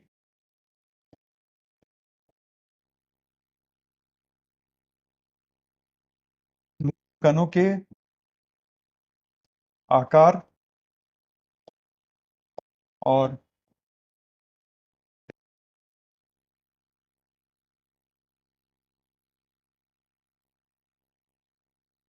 खास उत्सर्जन का संबंध। तो ऐसा नहीं है कि अब जो है आपको ये सारी चीजें नैनो इंजीनियरिंग की कोर्स करके पढ़नी है। वो इसलिए पूछा गया, हालांकि वो कोर साइंस का मामला है, नैनो साइंस का मामला है, लेकिन वो इसलिए पूछा गया क्योंकि अब क्वांटम डॉट्स के लिए नोबेल प्राइज मिला है। तो प्लीज अंडरस्टैंड कि प्रीलिम में ऐसे ही कि प्रेशर कुकर में खाना जल्दी क्यों बन जाता है, उस टाइप के जनरल साइंस की कोई जगह नहीं है, राइट। या फाउंटेन पेन को, इंक वाले पेन को एरोप्लेन में ले जाने में क्या परेशानी है, वगैरह वगैरह नहीं पूछा जाएगा। लेकिन जो पूछा जाता है जनरल साइंस भी, वो इसलिए पूछा जाता है क्योंकि वो हाल के किसी टेक्नोलॉजी से उसका रिलेशन है, इसलिए पूछा जाता है। तो अगर हम प्रीलिम वाली बात को अब हम थोड़ी समराइज कर लें, तो प्रीलिम वाली बात को समराइज करते हुए हम ये कहेंगे कि प्रीलिम में नॉर्मल बेसिक साइंस से क्वेश्चन न के बराबर आते हैं। मतलब कि 2 साल पे एक क्वेश्चन आ गया तो उसको बहुत ज्यादा दिल से लेने की जरूरत है नहीं। और ऐसा क्या पिछले 2 साल का ट्रेंड है जो मैं बोल रहा हूं? जी नहीं, ऐसा पिछले 25 साल का ट्रेंड मैंने देखा है। और 20 साल से तो मैं पढ़ा ही रहा हूं, 20 से ज्यादा ही हो गया, पता नहीं 2 साल से मैं 20 ही साल पे क्यों रुका हूं। मतलब अपना एज छुपाने की कोई इंटेंशन नहीं है, लेकिन मैं 20 साल से ज्यादा से पढ़ा रहा हूं, ठीक है ना। आज ही आर्टिकल आया था क्वांटम डॉट्स के बारे में, आएगा। तो हम क्या कह रहे हैं ना कि 20 साल से जो ट्रेंड मैं देख रहा हूं, 25 साल से, क्योंकि पढ़ाने के पहले भी यूपीएससी के पेपर्स तो देख ही रहा था मैं। और इससे यह मत समझना कि यूपीएससी हजारों बार दे करके मैं हजारों बार फेल हुआ हूं, वो कहानी किसी और दिन के लिए, ओके। यूपीएससी कब दिया, क्यों दिया, और कितनी बार दिया, और कहां पहुंचा, वो कभी और की कहानी रहेगी। लेकिन यूपीएससी में चूंकि मेरे सीनियर, मेरे दोस्त, ये लोग अपीयर हुए, क्लियर किया, तो उसमें एक इंटरेस्ट तो था ही। तो अगर पिछले 25 साल के क्वेश्चन पेपर को हम एनालाइज करते हैं तो ये देखते हैं मोर और लेस 2 से 3 साल में एक बार एकदम प्योर बेसिक साइंस का क्वेश्चन आता है। और चूंकि ये यूपीएससी का बैच है, ये स्टेट पीसीएस का बैच नहीं है, तो यहाँ पर आप एकदम से सुरक्षित होकर के सेफली ये अज्यूम कर सकते हैं कि जनरल साइंस के क्वेश्चन नहीं आने। टेक्नोलॉजी से मोस्ट ऑफ द क्वेश्चंस आते हैं, मोस्ट का मतलब 99% के करीब क्वेश्चन टेक्नोलॉजी से आते हैं। और टेक्नोलॉजी से आने वाले क्वेश्चन दो तरह के होते हैं, डायरेक्ट टेक्नोलॉजी के बेसिस पर पूछे जाएंगे, और नहीं तो टेक्नोलॉजी ट्रिगर्ड साइंस पर पूछे जाएंगे, ठीक है। इसी तरह से हाइड्रोजन व्हीकल एक तरह की टेक्नोलॉजी है, लेकिन वो साइंटिफिक प्रोसेस जिससे कि हाइड्रोजन को ब्रेक किया जाता है और इलेक्ट्रॉन का फ्लो, दूसरे शब्दों में एक करंट क्रिएट किया जाता है। तो हाइड्रोजन से करंट कैसे क्रिएट होता है वो साइंस है। और हाइड्रोजन फ्यूल सेल पर बेस्ड कार, ट्रक या कोई भी व्हीकल जो है वो टेक्नोलॉजी है। तो जरूरी नहीं है कि यूपीएससी हमेशा टेक्नोलॉजी से पूछे, टेक्नोलॉजी ट्रिगर्ड साइंस से क्वेश्चन पूछ लेता है। करेक्ट। अब हम आते हैं अपने अगले पॉइंट पर, जो कि है हमारा 2B, वो है science and technology in mains. तो science and technology in mains का सिलेबस जो है वो थोड़ा सा बेहतर तरीके से दिया हुआ है, ठीक है ना। वो थोड़ा सा बेहतर तरीके से दिया हुआ है, उसको एक बार आप लोग देख लें, फिर मैं बात करता हूं कि ये सिलेबस से कैसे कैसे आउट ऑफ सिलेबस क्वेश्चन पूछे गए हैं, और फिर हम बात करेंगे प्रीलिम में कितना वेटेज है और मेंस में कितना वेटेज है। तो वेटेज की बात इसके बाद हम लोग करेंगे, ठीक है। अब चलो, ये है हमारा 2B science and technology in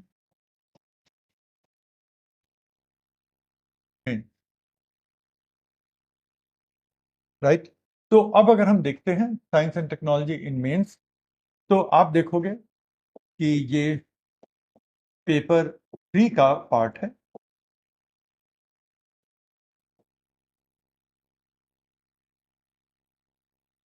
normally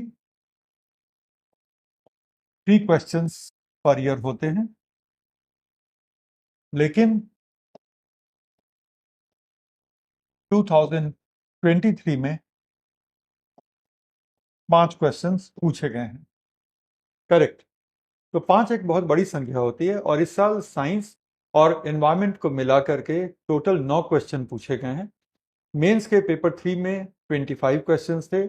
25 questions में से 9 क्वेश्चन साइंस और एनवायरनमेंट के थे। इसके एनालिसिस मैंने एक दिन लाइव सेशन में की थी, शायद आप में से कई लोग बैठे हुए थे उस दिन। अगर नहीं भी बैठे हुए हैं तो हमारे केजीएस के प्लेटफॉर्म पे, यूट्यूब प्लेटफॉर्म पे वो वीडियो है, एक दिन आप जाकर के उसको देख लीजिएगा। तो उन क्वेश्चंस को मैंने एनालाइज भी किया है, एक आंसर के पॉइंटर्स भी बताने की कोशिश की है। लेकिन नॉर्मली 3 क्वेश्चन का वेटेज होता है।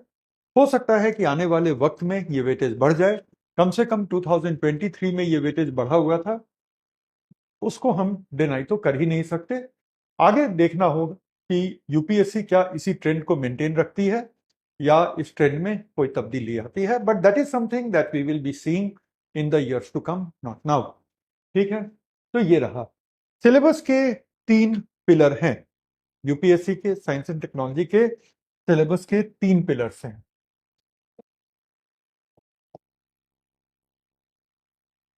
ठीक है। सबसे पहला जो है, जिसको ये कहता है science and technology development, application and effect in day to day life. तो साइंस एंड टेक्नोलॉजी डेवलपमेंट,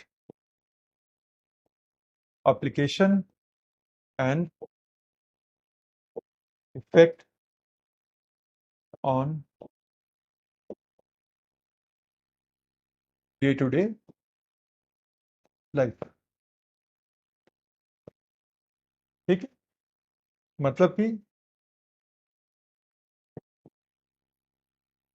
इस क्षेत्र में जो विकास हो रहे हैं, इसके जो एप्लीकेशंस हैं,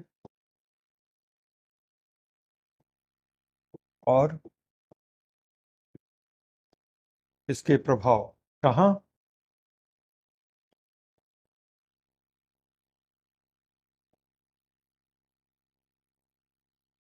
रोजमर्रा के जीवन में। ठीक है। डे टू डे लाइफ में कैसे साइंस एंड टेक्नोलॉजी के अलग अलग डेवलपमेंट्स हैं, अलग अलग एप्लीकेशन हैं, और कैसे उनका इफेक्ट हो रहा है। तो ये हमारा पहला एरिया है। दूसरा एरिया है जिसको हम कहते हैं स्पेसिफिक सेक्टर्स।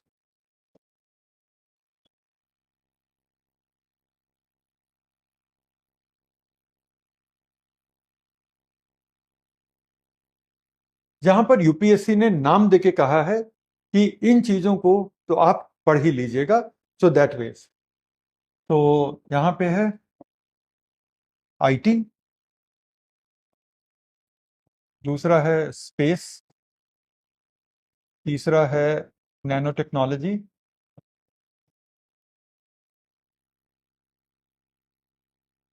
चौथा है रोबोटिक्स, और पांचवा है बायोटेक्नोलॉजी, और छठा है IPR। ठीक है।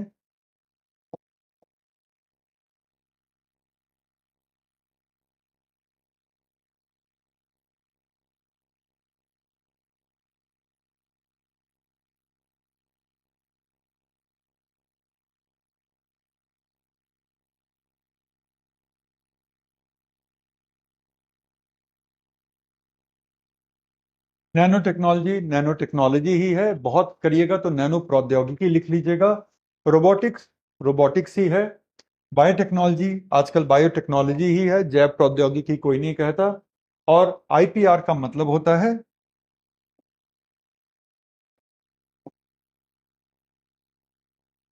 बौद्धिक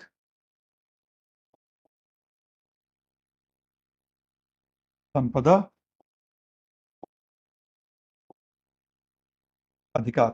अब यकीन करोगे, यूपीएससी 1, 2, 3, 4, 5 और 6, ठीक है, यूपीएससी बस एग्जैक्टली इन्हीं 6 चीजों को आपको कहता है कि पढ़ लो बस। राइट। और आईटी में मैं कंप्यूटर को भी लेके चल रहा हूं। राइट, आईटी में मैं कंप्यूटर को छोड़ के नहीं चल रहा हूं। हालांकि कंप्यूटर को यूपीएससी ने अलग से लिख दिया है, बट मैं कह रहा हूं कि कंप्यूटर समेत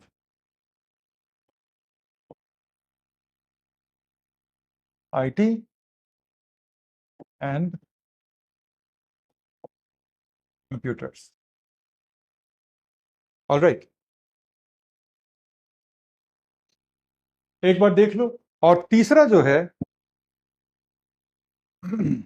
जो इसका तीसरा पिलर है साइंस एंड टेक्नोलॉजी का, वो है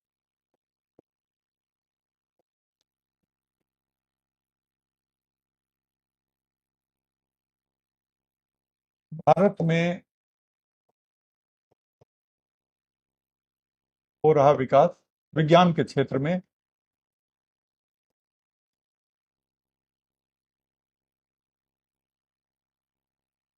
भारतीयों का योगदान वगैरह। तो जो ये जो हमारा तीसरा सेक्टर है, यहां पर हम बात कर रहे हैं developments in India and the contribution of the Indians. इस पे अलग से क्वेश्चन नहीं पूछे जाते। ये हर एरिया में, हर टॉपिक में आपको लास्ट में ये ऐड करना पड़ेगा। नैनो टेक्नोलॉजी में इंडिया में किस तरह के रिसर्च चल रहे हैं, इंडिया में किस तरह की पब्लिक प्राइवेट पार्टनरशिप चल रही है, और इंडिया में अभी तक नैनो टेक्नोलॉजी के फील्ड में क्या क्या डेवलप किया जा चुका है, इंडिया रोबोटिक्स के फील्ड में क्या इनिशिएटिव ले रहा है, इंडिया सुपर कंप्यूटिंग के फील्ड में क्या इनिशिएटिव ले रहा है। और जब हम कहते हैं कि कंट्रीब्यूशन ऑफ इंडियंस, भारतीयों का योगदान, तो वहां पर किसी इंडिविजुअल की बात नहीं हो रही होती कि किस व्यक्ति ने क्या योगदान किया। जो मॉडर्न डे टेक्नोलॉजी है, it is never won person thing. वो फिल्मों में होता है कि एक पर्सन एक बंद लैब में, एक बंद कमरे में बैठ करके कुछ डेवलप कर रहा है, और अचानक से कुछ डेवलप कर लिया और पूरी दुनिया उससे बदल गई। ये पिछले 50-60 साल से होना बंद हो चुका है। आज का जो साइंस है, it is team work. A big team is working in the field of fundamental science. बहुत बड़ी टीम फंडामेंटल साइंस की फील्ड में काम कर रही होती है। और अगर आप टेक्नोलॉजी की बात करो, तो वहां पे उससे भी बड़ी टीमें काम कर रही होती हैं। इन अदर वर्ड्स, ये टीम एफर्ट है, तो किसी एक व्यक्ति को आप कभी भी श्रेय नहीं देते। तो एग्जाम की तैयारी में you are never going to focus on one individual contribution. You just have to focus, आपको सिर्फ फोकस करना है कि इंडिया में किस लैब ने, प्राइवेट गवर्नमेंट किस लैब ने किस तरह का काम साइंस एंड टेक्नोलॉजी के फील्ड में किया है। 1 मिनट के लिए हम बोर्ड के सामने से हट जाते कि अगर कुछ लिखना है तो आप लोग उसको लिख लें।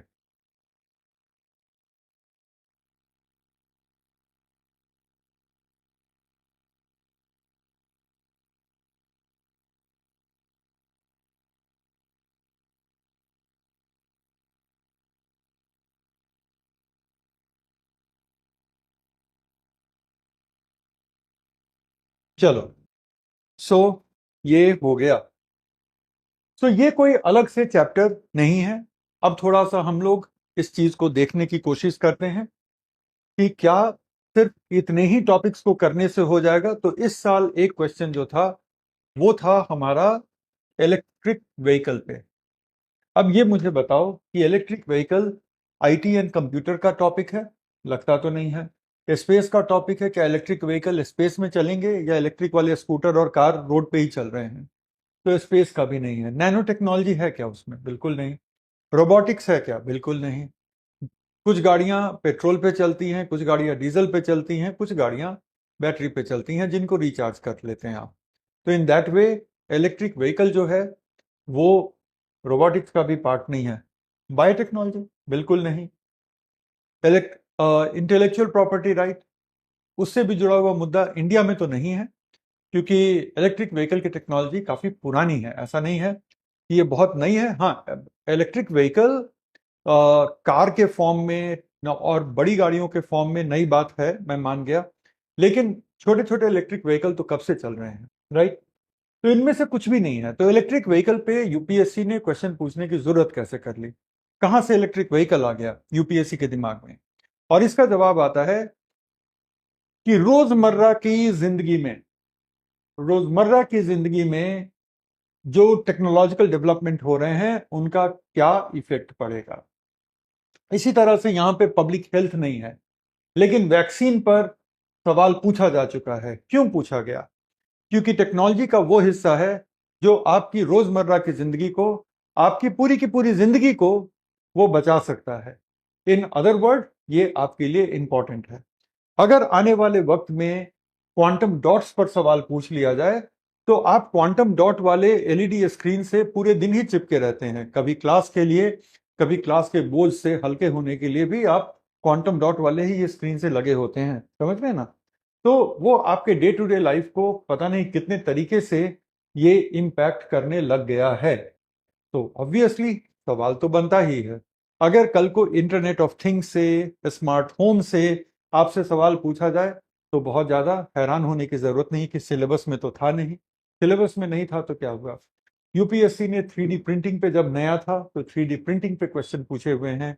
यूपीएससी ने हालांकि 5G टेक्नोलॉजी की सुपेरियोरिटी का जो टेक्नोलॉजिकल बेस है उससे नहीं पूछा है, लेकिन पूछे जाने की पूरी पूरी पॉसिबिलिटी है। कोई ये बहुत मतलब कह लो कि ऐसा भी नहीं है कि वो 4G को थोड़ा सा आपने इनोवेट करके 5G बना दिया। 5G टोटली एक नई टेक्नोलॉजी है, तो पूछा जा सकता है, राइट? तो इस तरह से बहुत सारी चीजें हैं।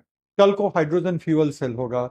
हमारा डिफेंस है, जैसे इंडिया ने रशिया से S-400 मिसाइल डिफेंस सिस्टम का डील किया, जिसको लेकर के अमेरिका को बहुत ज्यादा घोर आपत्ति थी। अमेरिका ने यह भी कहा कि आप हमारे एनिमी कंट्री के साथ डिफेंस डील कर रहे हैं और उससे नंबर वन हमारे और आपके रिलेशन पे फर्क पड़ेगा, और नंबर टू अमेरिका का एक लॉ है जिसका नाम है काटसा, CAATSA। बात होगी तो उसकी भी बात होगी। तो काटसा के प्रोविजन के तहत आपके खिलाफ हमें कुछ सैंक्शन लगाने पड़ सकते हैं, आप पे कुछ तरह के प्रतिबंध लगाने पड़ सकते हैं। कुछ टेक्नोलॉजी जो अभी अमेरिका आपको एक्सपोर्ट कर रही है वो टेक्नोलॉजी शायद आपको एक्सपोर्ट होना बंद हो जाए, वगैरह वगैरह। इंडिया ने कहा कि अब जो भी है ये डील हम इंप्लीमेंट कर रहे हैं, हम इस डील से पीछे हट नहीं रहे हैं। यूपीएससी क्वेश्चन पूछती है कि S-400 मिसाइल डिफेंस सिस्टम किस तरह से दूसरे मिसाइल डिफेंस सिस्टम से टेक्नोलॉजिकली सुपीरियर है और इससे इंडिया के क्या स्ट्रेटेजिक इंटरेस्ट सिक्योर होते हैं। डिफेंस इस लिस्ट में नहीं है अगर आप गौर करो, लेकिन ये जो क्वेश्चन था वो सीधा सीधा डिफेंस से पूछा गया था। इसी तरह से अगर आपसे कल को ब्लॉकचेन पे पूछ ले, राइट, तो वो ब्लॉकचेन कहाँ फिट होगा? तो there are things which are emerging, जो चीजें उभर रही हैं, और उभर भी ऐसे वैसे नहीं रही हैं, बल्कि हमारे डे टू डे लाइफ को बहुत जबरदस्त तरीके से इम्पैक्ट करने वाले स्पेस में उभर रही हैं। और इसलिए जरूरी है कि उन सब से हम वाकिफ रहें। और यूपीएससी उसकी जस्टिफिकेशन कैसे निकालेगी कि ठीक है इस 6 वाले लिस्ट में नहीं है, so what, day to day application में अगर कोई चीज आपको डे टू डे लाइफ में अफेक्ट कर रही है तो वो पूछना हमारे लिए रेलेवेंट है और वो हम पूछ कर रहेंगे। Is my point clear? ये बातें समझ में आ गई कि ये क्वेश्चन कैसे और क्यों पूछे जाते हैं। तो थर्ड जो है वो अपने आप सेकंड में और फर्स्ट में हम इंक्लूड करते चलेंगे। जैसे एआई को लेकर के इतनी बात हो रही है, राइट, और बात होना लाजमी भी है। ऐसा नहीं है कि एआई कोई छोटी मोटी टेक्नोलॉजी है। ज्यादातर लोग कह रहे हैं कि एआई का डेवलपमेंट उतनी ही बड़ी टेक्नोलॉजिकल डेवलपमेंट है जो एक जमाने में इलेक्ट्रिसिटी का आविष्कार था और जो एक जमाने में कंप्यूटर का डेवलपमेंट था। आज की डेट में एआई का डेवलपमेंट उतना ही मेजर, उतना ही मैसिव टेक्नोलॉजिकल डेवलपमेंट है। एआई की इतनी बात हो रही है, तो क्या ये आपके लिए जानना जरूरी नहीं होगा कि एआई इंडिया के लिए किस तरह से रेलेवेंट है? इसी तरह से एआई में, एआई के फील्ड में इंडिया क्या काम कर रहा है? कोई इंडियन लैब है जो एआई के फील्ड में काम कर रहा है? अब आप हैरत में पड़ जाओगे।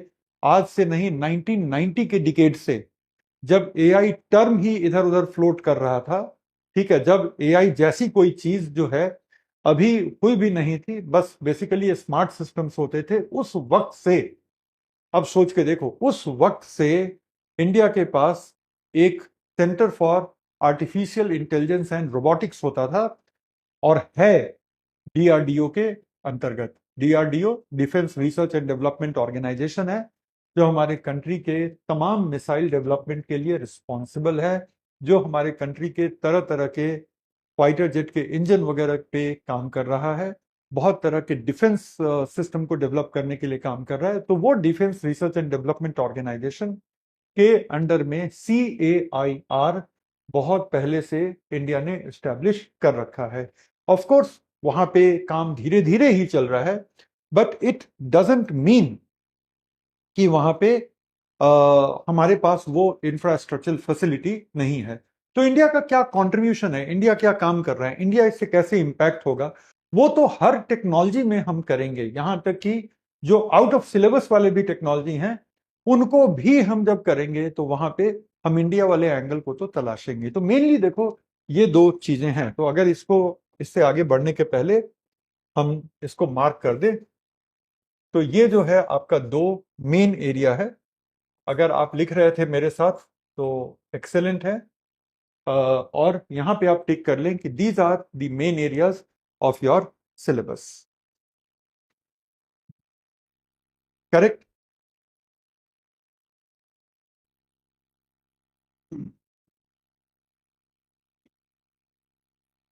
अच्छा, कुछ लोग पूछ रहे हैं कि ये क्या है, वगैरह वगैरह। देखो, मेरी क्लास में बहुत ध्यान से सुनना। मैं अक्सर चीज़ों को रिपीट नहीं करता जब तक कि वो बहुत ज़रूरी चीज़ें नहीं होती, और मैं मान के चलता हूँ कि मेरे स्टूडेंट 100% सिर्फ मेरी बात सुन रहे हैं, किसी और चीज़ में डिस्ट्रैक्टेड नहीं है। अगर डिस्ट्रैक्टेड होगे तो नदी वाली बात याद रखना, वो चीज़ आपके सामने से बहते हुए निकल जाएगी और आपको इल्म भी नहीं होगा। बाद में या तो दोबारा वीडियो देखना पड़ेगा या फिर चैट में पूछते रहना होगा।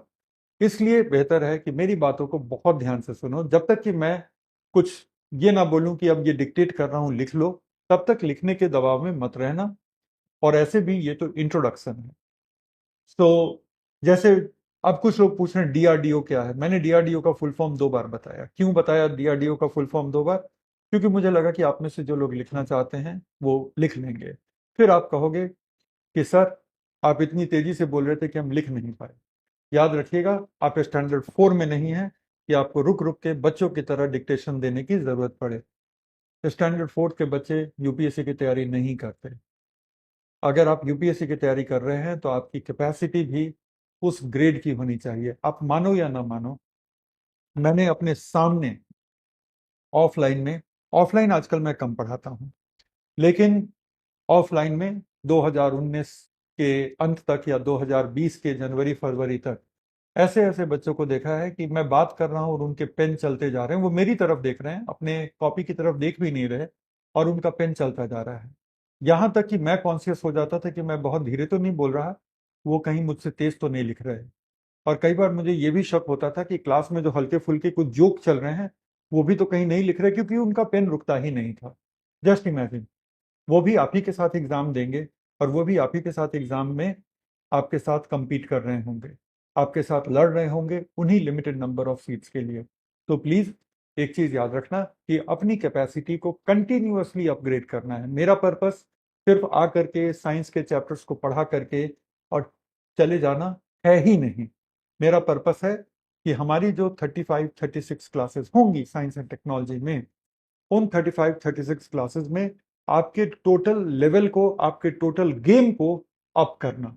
क्योंकि अगर आप कंपटीशन में रहना चाहते हैं तो बेस्ट ऑफ द कॉम्पिटिटर को भी बीट करना पड़ेगा अपनी उस जगह के लिए। तो दो रास्ते होते हैं टीचर और स्टूडेंट, खासतौर पे ऑनलाइन में। पहला रास्ता होता है ये स्टूडेंट टीचर को स्लो करने की कोशिश करते हैं, सर नहीं लिख पाए, सर एक बार और बता दो, सर वो क्या होता है, जो कि बता दिया है फिर भी सर वो क्या होता है, क्योंकि उस वक्त आप ध्यान से सुन नहीं रहे थे। राइट। पहला होता है आप टीचर को स्लो करते हैं। याद रखिएगा टीचर स्लो नहीं होता, आपकी प्रिपरेशन स्लो हो जाती है, आपका सक्सेस डिले हो जाता है। टीचर को स्लो मत कीजिए, अपने आप को फास्ट कीजिए, नंबर वन। नंबर टू, कई चीजें ऐसी होंगी जो आप पहली बार सुन रहे हैं, जाहिर है, अदरवाइज ये क्लास की जरूरत ही क्यों पड़ती। लेकिन अगर पहली बार सुन रहे हैं तो ये वो टाइम है जब आपको और भी गंभीरता से और भी माइन्यूटनेस और कंसंट्रेशन के साथ उसको अटेंड करना है। तब आप हर क्लास के साथ अपने गेम को अप करते चले जाएंगे, और वो जब एक आदत बन जाएगी तो फिर क्या होता है कि चाहे आप पॉलिटी में हो, चाहे आप ज्योग्राफी में हो, हर जगह आप उन प्रिंसिपल्स को अप्लाई कर सकते हैं। तो इसलिए प्लीज आप लोग बहुत बहुत ज्यादा, मतलब आपसे मुझे कॉम्प्लेक्स होना चाहिए कि अरे इन बच्चों को मैं थोड़ा सा धीमा नहीं पढ़ा रहा, थोड़ा और तेज नहीं करा सकता, न कि अदर वे राउंड, है ना। चलो, तो ये हमारा हो गया 3 पिलर्स मेंस का। अब हम आ जाते हैं थोड़ा वेटेज पे।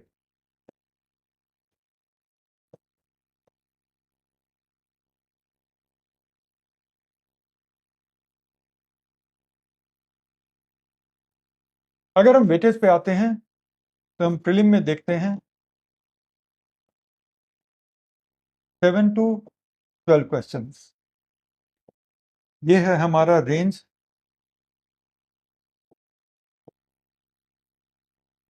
Of last 10 years. पिछले 10 साल का हमारा ये रेंज है कि कम से कम 7 सवाल पूछे गए हैं और ज्यादा से ज्यादा अप टू 12 क्वेश्चन पूछे गए हैं। कुल मिलाकर के बड़ा इंपॉर्टेंट एरिया है। ये क्वेश्चन साइंस के भी दिखते हैं, ये क्वेश्चन कई बार आपको करंट के दिखेंगे, जैसे भी दिखते हैं उनका बेस कहीं ना कहीं साइंस में होता है। पिछले 10 साल में 7 से कम क्वेश्चन कभी भी नहीं पूछे गए हैं। दैट मीन्स बेसिकली कि मैं 2014 के पीटी को इंक्लूड कर रहा हूं और 2023 के पीटी को इंक्लूड कर रहा हूं। 10 साल हो गए। 10 साल में जो मिनिमम सवाल पूछे गए हैं, they have been 7, if I am not wrong the year was 2017। बाकी हर साल 7 से ऊपर ही क्वेश्चन पूछे गए हैं, आप काउंट करके खुद से देख सकते हैं। ये क्वेश्चन मोस्टली जो हाल में न्यूज में रहे हैं, ठीक है,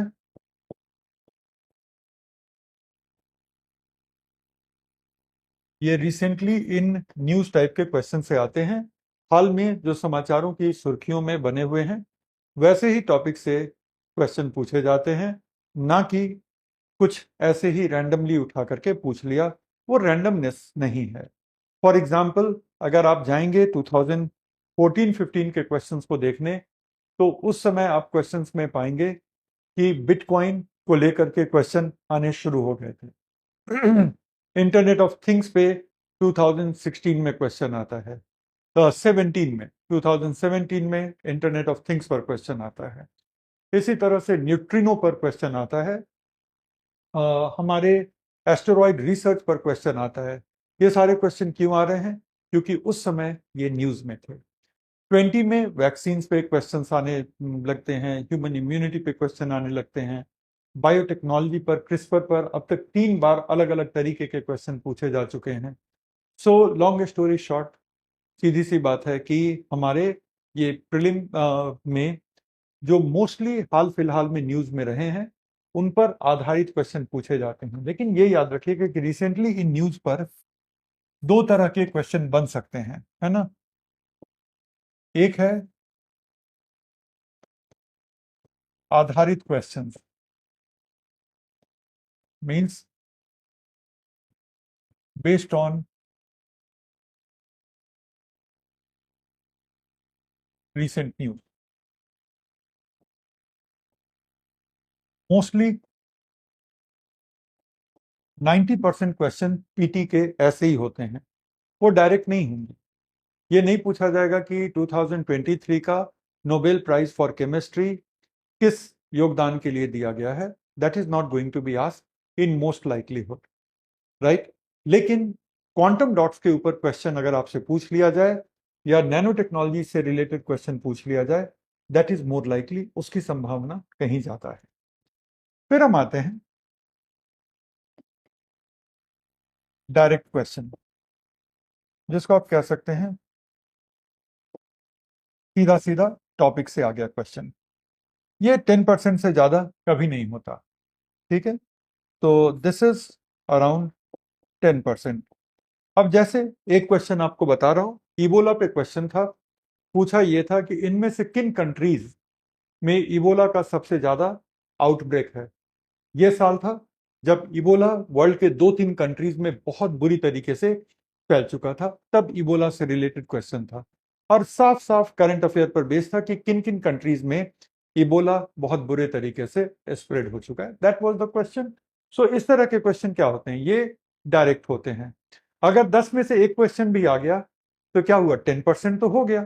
तो मोर और लेस मान के चलो कि 10 क्वेश्चन आएंगे, 7 से 12 का एवरेज है, 10 मोस्ट लाइकली रेंज है। और ये जो 10 से 12 क्वेश्चन होंगे, 10 से 12 क्वेश्चन में एक क्वेश्चन, अक्सर ज्यादा से ज्यादा 2 क्वेश्चन, और अगले साल एक भी क्वेश्चन नहीं होगा। तो इस तरह से 1 से 2 क्वेश्चन आपका डायरेक्ट होगा, बाकी के सब आधारित क्वेश्चन होंगे। जब हम आधारित क्वेश्चन की बात करते हैं तो वो क्वेश्चन टेक्नोलॉजी पर हो सकती है, वो क्वेश्चन एप्लीकेशन पर हो सकती है, या वो क्वेश्चन इसके साइंटिफिक बेसिस पर हो सकती है। साइंटिफिक बेसिस का मतलब है वैज्ञानिक आधार, इस पर कोई सवाल हो सकता है,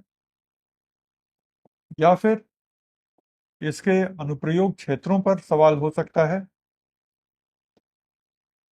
या फिर सीधा सीधा उस प्रौद्योगिकी पर, उस टेक्नोलॉजी पर क्वेश्चन हो सकता है, जो वो टेक्नोलॉजी है कि ब्लॉकचेन में हैश वैल्यू क्या होती है, फॉर एग्जांपल।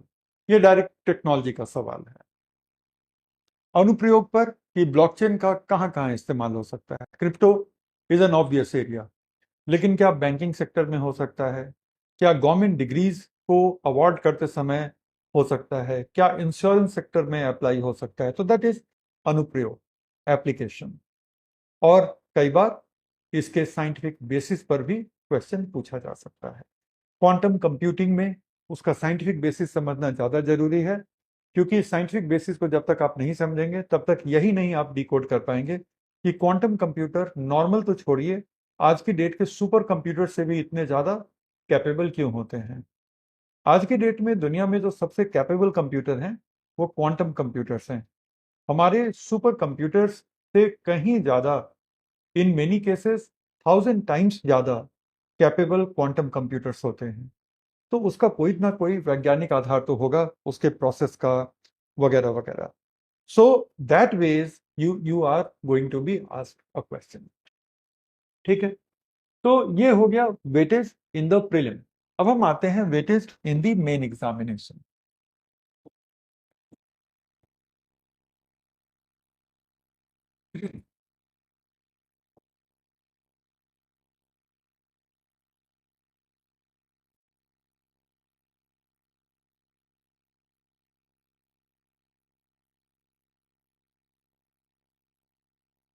फोर क्वेश्चन,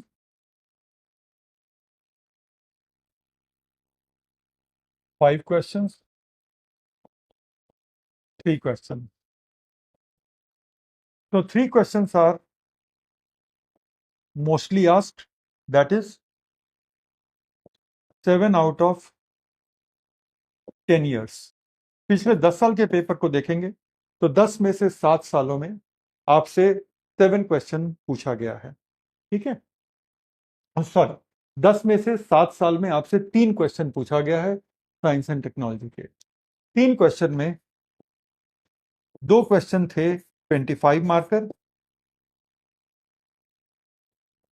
और एक क्वेश्चन था आपका 15 मार्कर, करेक्ट। और 4 क्वेश्चन पूछे गए हैं आपसे, 2 आउट ऑफ 10 ईयर्स, और 5 क्वेश्चन पूछा गया है 1 आउट ऑफ 10 ईयर्स। अब क्या हुआ कि जब 4 क्वेश्चन पूछे गए तो 2 क्वेश्चंस थे 25 मार्कर और 2 क्वेश्चंस थे 15 marker.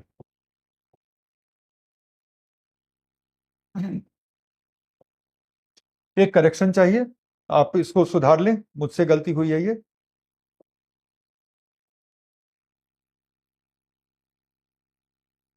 This is 10 marker question, ठीक है। हम इस क्वेश्चन की जो बात कर रहे हैं, तो this was a 10 marker question.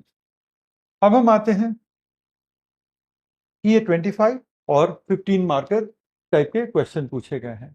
और जब हम 5 में आते हैं तो क्या होता है कि 2 क्वेश्चन जो हैं हमारे बड़े वाले हैं, ठीक है। There are 2 questions which are big ones and then there are 3 questions जो छोटे वाले हैं, करेक्ट। तो इस तरह से आप देखते हैं कि वेटेज थोड़ा सा बदला है। 5 क्वेश्चन सिर्फ और सिर्फ 2023 में आए हैं। अब हम थोड़ी एनालिसिस करते हैं जो मैंने किया है आप लोगों के लिए कि ये क्वेश्चन आ कहां से रहे हैं, where are these questions coming from, okay. तो अब देखो,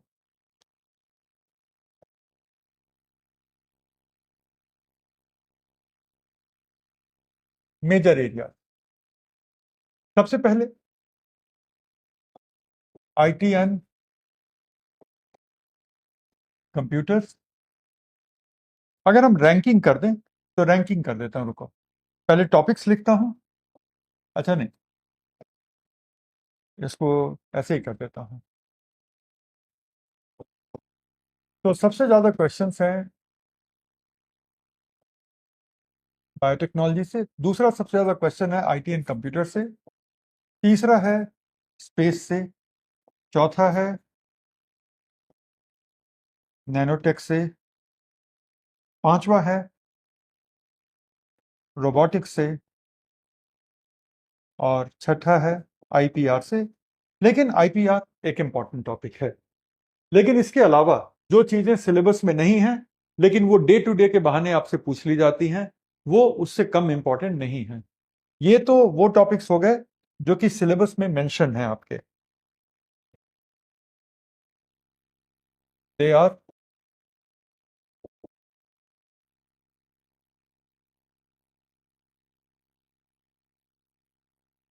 what they are mentioned in the syllabus, okay, but what are the other topics, और जो कि हमें करना होगा फिर, other topics are public health, खासतौर पे जो रिसेंट इश्यूज हैं पब्लिक हेल्थ की, जैसे वैक्सीन हो गई, मेडिकल ट्रायल, क्लिनिकल ट्रायल्स जिसको कहते हैं वो हो गए, कुछ नए नए ट्रीटमेंट्स डेवलप हो रहे हैं वो हो गए। तो ये सब के सब इंपॉर्टेंट हो जाते हैं। साथ ही साथ इंडिया कुछ तरह के डिजीजेस के कंट्रोल को लेकर के काफी इंपॉर्टेंट प्रोग्राम्स को कंडक्ट कर रहा है। फॉर एग्जाम्पल, हमारे पास एक vector borne disease control programme है। Vector borne disease control programme इसलिए जरूरी हो जाता है क्योंकि अगर आप आज की डेट में देखो तो डेंगू फीवर एक बहुत बड़े पॉपुलेशन को अफेक्ट कर रहा है। एक वक्त था कि डेंगू फीवर इंडिया के हिल स्टेट्स में नहीं होता था। पिछले 3 साल से डेंगू फीवर के केसेस हिमाचल में, उत्तराखंड में, और वो भी ऐसे एरियाज में जो हिली एरियाज आते हैं, वहां पे भी आपको अब डेंगू फीवर के केसेस दिखने लग गए हैं। इस साल तो लद्दाख तक से डेंगू फीवर के केसेस देखने को मिल रहे हैं। अब इसके लाइट में, in the light of this, अगर कोई आपसे national vector borne disease control programme के बारे में पूछ ले या national vector borne disease control programme के अंडर हम कैसे एडीज मॉस्किटो के कंट्रोल के ऊपर काम कर रहे हैं, तो these are very legitimate question. अगर मान लो कि नेशनल एड्स कंट्रोल प्रोग्राम है, अगर वो कोई बहुत बड़ा लैंडमार्क टच करता है, इंपॉर्टेंट होगा कि नहीं होगा? ऑब्वियसली इंपॉर्टेंट होगा, कैसे नहीं इंपॉर्टेंट होगा। इसी तरह से अगर आप देखो तो और भी तरह तरह के प्रोग्राम्स हैं जो कि इतने ही इंपॉर्टेंट हो जाते हैं। इसलिए जैसे टीबी कंट्रोल प्रोग्राम है, तो वो सब जानना जरूरी है। तो public health is an important area. दूसरा है एनर्जी। आज के डेट में मैं मान लिया कि इंडिया का जो न्यूक्लियर पावर प्रोग्राम है वो बहुत मेजर प्रोग्राम नहीं है, लेकिन न्यूक्लियर पावर प्रोग्राम की कैपेसिटी को हम ऑगमेंट करने के डायरेक्शन में काम कर रहे हैं। न्यूक्लियर पावर प्रोग्राम हमारे कंट्री के एनर्जी सिक्योरिटी में, मैं नहीं कहूंगा कि प्राइमरी रोल प्ले करेगा, लेकिन एक इंपॉर्टेंट रोल तो प्ले करेगा in decarbonising the energy supply. What do we mean by decarbonising? मतलब कार्बन डाइऑक्साइड रिलीज करने वाले जो सोर्सेज हैं, जैसे कोल हो गया या पेट्रोलियम हो गए, उनसे हमारे एनर्जी जनरेशन की डिपेंडेंस को कम करना। कोल को जलाओगे क्या होगा? Carbon dioxide will be release. Petroleum oil को जलाओगे तो क्या होगा? Carbon dioxide will be release. तो इनसे फ्री करके, और क्या हम विंड पे, क्या हम सोलर पे अपनी डिपेंडेंस बढ़ा सकते हैं? क्या हम हाइड्रो इलेक्ट्रिक पे अपनी डिपेंडेंस बढ़ा सकते हैं? तो इन सब का आंसर है कि हाँ, ये सब हम कर सकते हैं। तो इस तरह से एनर्जी का सेक्टर इंपॉर्टेंट हो जाता है, जहां पे आप रिन्यूएबल्स भी पढ़ोगे, wind energy, solar energy, hydro electrical energy, waste to energy. लेकिन एट द सेम टाइम हम देखने जा रहे हैं न्यूक्लियर एनर्जी भी। करेक्ट। और यहीं पे हम एक और टॉपिक देख लेंगे, हाइड्रोजन फ्यूल का, या फिर आप कह लो कि transport innovations. Transport innovation like driverless car. विदेशों में ट्रायल ही नहीं बल्कि कुछ टैक्सीज भी चल रहे हैं ड्राइवरलेस कार्स के, जहां पे कोई ड्राइवर नहीं है और आराम से आप ड्राइव करते हुए अपने लोकेशन पे पहुंच जाओगे। ड्राइव करते हुए मतलब आप बैठे रहो, अगर कुछ इमरजेंसी आएगी तो आप स्टीयरिंग थाम लेना, लेकिन otherwise you can safely go. Hydrogen fuel car पे क्वेश्चन पूछे ही जाने वाला है, ऐसे समझ लो, because it is very very important. और इस फील्ड में गवर्नमेंट ऑफ इंडिया ने 2022 में एक नेशनल पॉलिसी भी लाई है, तो ऑब्वियसली ये बड़ा इंपॉर्टेंट हो जाता है टॉपिक। इसके बाद आता है हमारा कह लो इलेक्ट्रिक व्हीकल्स, जो ऑलरेडी है। Hyper loop. हाइपर लूप काफी एक एक्साइटिंग एवेन्यू है। तो ट्रांसपोर्ट टेक्नोलॉजी अपने आप में एक इंपॉर्टेंट एरिया है। मैं एआई को और ब्लॉकचेन को, ये सब को मैं कंप्यूटर के साथ लिंक करके करा दूंगा, तो इसलिए उसको मैं यहाँ पे नोट नहीं कर रहा हूँ। फिर एक और एरिया है जो मेंशन नहीं है लेकिन क्वेश्चन पूछा जाएगा और पूछा गया भी है पास्ट में, वो है डिफेंस। तो डिफेंस में आप देखोगे कि अब कोई टैंक वैंक में उनका इंटरेस्ट नहीं है, किसी फाइटर शिप में भी उसका इंटरेस्ट नहीं है। उनका इंटरेस्ट है किसमें? हमारे मिसाइल प्रोग्राम में, हमारे न्यूक्लियर वेपन प्रोग्राम में, उसके टेक्निकल स्पेसिफिक्स पर, और थोड़ा सा इंटरेस्ट जो है हमारे न्यूक्लियर सबमरीन पे है। तो आपको उतना ही तैयारी करना पड़ेगा। ठीक है। तो ये जो हमारे चार टॉपिक हैं, पब्लिक हेल्थ हो गई, एनर्जी हो गई, ट्रांसपोर्ट हो गई, डिफेंस हो गई, और एक मान लो जिसको हम कहते हैं इमर्जिंग टेक्नोलॉजीज। इमर्जिंग टेक्नोलॉजी से मतलब है कि टेक्नोलॉजी के ऐसे फील्ड जो हमारी जिंदगी को काफी करीब से स्पर्श कर रहे हैं, हालांकि उनको हम अपनी जिंदगी का एक ऐसा हिस्सा मान लिए कि हम नोटिस ही नहीं करते। लाइक कभी आपने स्पोर्ट्स वॉच या स्मार्ट वॉच या फिर फिटनेस ट्रैकर पहना होगा, तो that is what wearable technology. इसी तरह से कंटिन्यूअस ग्लूकोज मॉनिटर, ये क्या है? वेयरेबल टेक्नोलॉजी है।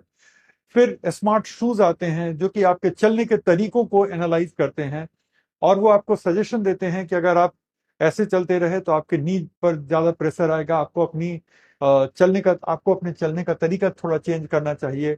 और वो आपके बॉडी के आपके फुट के कर्व के हिसाब से वो अपने आप को एडजस्ट करता है। तो इस सब तरह के टेक्नोलॉजी वेरिएबल में आ चुके हैं। स्मार्ट ग्लासेस तो कब के आ चुके हैं, गूगल ने कितने ही ट्रायल किए हैं, फेसबुक के पास स्मार्ट ग्लासेस हैं।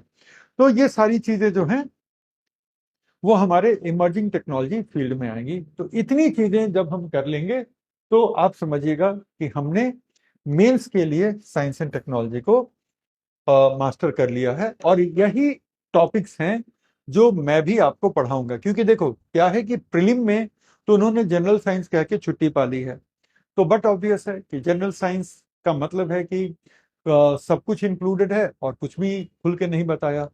लेकिन मैंने ये देखा है कि जब हम इतने डोमेन को तैयार करके जाते हैं, उसके बाद अपने आप को अगर हम अपडेट रखते हैं, 99% ऑफ द क्वेश्चन हमारे ग्रिप में होते हैं। इसलिए इससे ज्यादा भी नहीं करना, और इन टॉपिक्स में भी हमें अपनी बाउंड्रीज को डिफाइन करनी पड़ेगी। बाउंड्रीज को नहीं डिफाइन करेंगे तो बहुत सारे ऐसे अननेसेसरी टॉपिक्स भी हम कर लेंगे जिनको करने की बिल्कुल भी जरूरत नहीं है। तो ऑब्वियसली हमें उसको लेकर के थोड़ा सा अलर्ट मोड में रहना पड़ेगा। तो हमने बात कर ली वेटेज की, हमने बात कर ली सिलेबस की, हमने बात कर ली कि कौन कौन से टॉपिक इंपॉर्टेंट हैं वगैरह। अब अच्छा, मुझे ये पता है कि 12:30 से आपकी क्लास है, तो आप उसके लिए बिल्कुल भी परेशान ना होइएगा। 12:20 जैसे ही होगा मेरी क्लास लगभग खत्म हो चुकी होगी, राइट। तो अब क्या है, let us come to the next thing, कि हमारा अप्रोच क्या रहेगा, what we will do together. अब मैं ये नहीं मान रहा कि आप खुद से तैयारी कर रहे हैं। खुद से तैयारी करनी होती तो इस क्लास में क्यों बैठे हुए हो, है ना।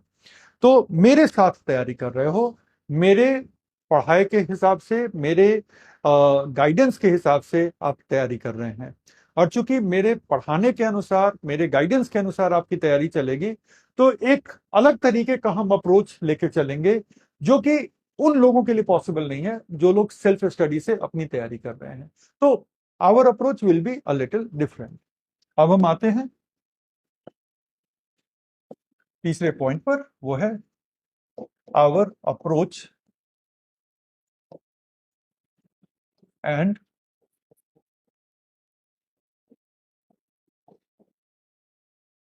How to study plus resources, तीनों ही चीजें।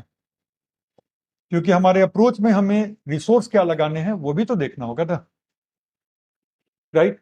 सो सबसे पहले हम बात कर लेते हैं आवर अप्रोच पे, फिर हम आते हैं रिसोर्सेज पे, तब हम आते हैं हमारे हमारी पढ़ाई कैसे ऑर्गेनाइज होगी, ठीक है।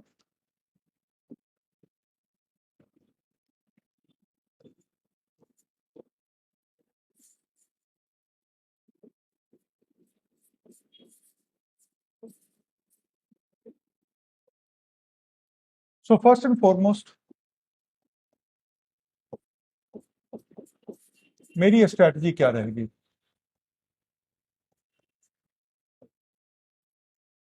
5 पिलर्स हैं इसके। सबसे पहली बात है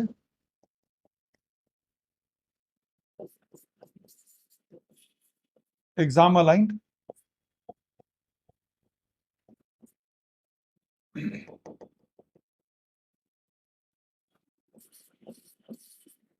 ठीक है।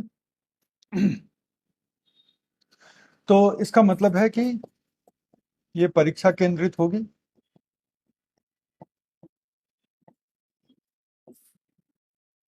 दूसरा है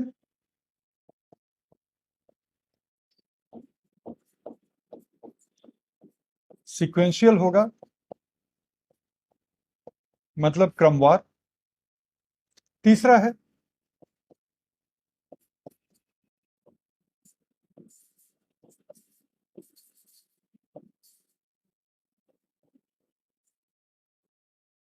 ट्राई टू बी कंप्लीट, ठीक है। अब कंप्लीट आप होते कि नहीं वो एग्जाम के चश्मे से देखना होगा, और एग्जाम अगले साल होगा। तो इसलिए हम कहेंगे कि कोशिश की जा सकती है कि हम कंप्लीट रहें। मतलब कि एग्जाम को लेकर के जो जरूरी है वो सब आपको मेरी क्लास से मिले, राइट। अब उसके बाद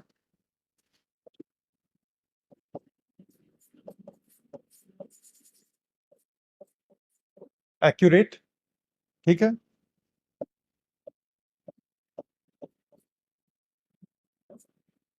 एंड फैक्चुअली करेक्ट, ठीक है। सो इधर उधर के सोर्सेज नहीं, मैं हमेशा ही प्राइमरी सोर्सेज से जाकर के अगर मुझे कुछ स्पेस पे चेक करना होता है तो मैं न्यूज़पेपर की वेबसाइट से ज्यादा इसरो की वेबसाइट पे यकीन करूंगा। ठीक है, क्योंकि न्यूज़पेपर में फिर भी किसी रिपोर्टर ने लिखा है, लेकिन इसरो की जो प्रेस की विज्ञप्ति बनती है वो इसरो के जानकार लोग बनाते हैं। राइट। तो ये है।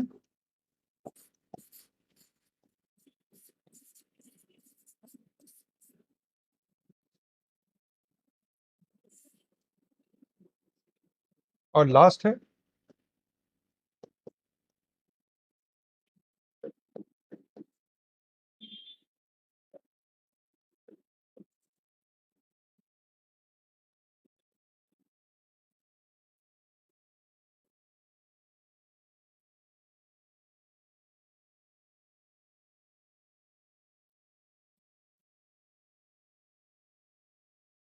कि जो भी आपकी बेसिक अवधारणाएं हैं, जो जो भी आपके बेसिक कॉन्सेप्ट हैं, वहां पर लेकर के आप स्पष्ट रहें। अब इसको मैं थोड़ा सा क्लियर कर दूं क्योंकि ये बड़ा डायनामिक एरिया है और आपको पता होना चाहिए, और एक एक करके मैं एग्जाम्पल देता हूं। और अभी अभी चूंकि इंग्लिश मीडियम में साइंस एंड टेक्नोलॉजी मैंने फिनिश कराई है, तो कुछ अपने अनुभवों से भी आपसे शेयर करना चाहूंगा। ठीक है, ये जरूरी हिस्सा है, गौर से सुनिएगा। सबसे पहली बात जो जरूरी है वो है एग्जाम अलाइंड, परीक्षा केंद्रित। अगर मैं चाहूं तो साइंस एंड टेक्नोलॉजी के 35 के 35 क्लास बहुत ही मनोरंजक बना दूंगा, बहुत ही ज्यादा मनोरंजक। एक एक चीज में आपको हंसी आएगी, एक एक चीज में कहानियां निकलेंगी, लेकिन एग्जाम की तैयारी कहीं और रह जाएगी। जितना हम इन 35 क्लासेस में हंसेंगे, एग्जामिनेशन हॉल में उतना ही रोना आ जाएगा। यकीन करो, यूपीएससी मेंस मजाक नहीं है, यूपीएससी पीटी भी मजाक नहीं है। वनडे एग्जाम और इस एग्जाम में आसमान और जमीन का भी अंतर कम पड़ जाए इसके मिजाज में, समझ रहे हो, इसके मिजाज में भी आसमान और जमीन का फर्क पड़ जाए। तो यहां पर चीजों को सुपरफिशियली करने से अच्छा है कि कुछ ना करो, उससे अच्छा है कि 5 फिल्में देख लो, मनोरंजन तो हो जाएगा। राइट। यहां पर चीजों को आप एग्जाम के लेवल पर और एग्जाम से अलाइन करके नहीं चल रहे हो, तो यकीन करो उससे ज्यादा अच्छा टाइम आप स्पेंड करोगे पिक्चर देख के कि कम से कम शुद्ध मनोरंजन तो होगा। राइट। इसलिए हमेशा ही एग्जाम अलाइंड, जो चीज एग्जाम में नहीं पूछी जाएगी नहीं करना। फॉर एग्जाम्पल, टेलीकॉम के क्या क्या जनरेशन है, कंप्यूटर के क्या क्या जनरेशन है, अरे नहीं पूछा जाता। ये साइंस की क्लास है, साइंस की हिस्ट्री की क्लास नहीं है।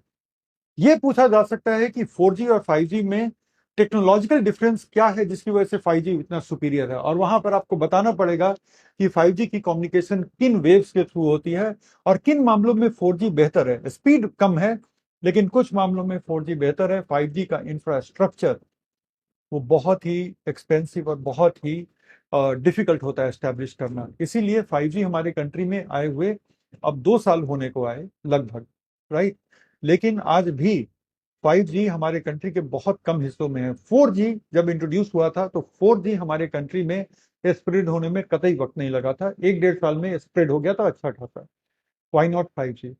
Because of infrastructure. तो ये बनता है, लेकिन अब जनरेशन ऑफ टेलीफोनी नहीं कोई पूछने जा रहा है। तो हमें अपनी उत्सुकताओं पर थोड़ा सा कंट्रोल करना होगा। सर हम मार्स पर क्यों नहीं लैंड कर पाए? उत्सुकता के लिए बहुत अच्छा क्वेश्चन है, लेकिन क्या पीटी में या मेंस में पूछा जाएगा? बिल्कुल नहीं। मंगलयान कब लॉन्च हुआ, कब लॉन्च होकर के सफल हुआ, सब कुछ हो गया, हम क्यों नहीं लैंड कर पाए, अमेरिका क्यों लैंड किया? उत्सुकता के हिसाब से बहुत अच्छा क्वेश्चन है, लेकिन देखो, टाइम इज फाइनाइट, है ना।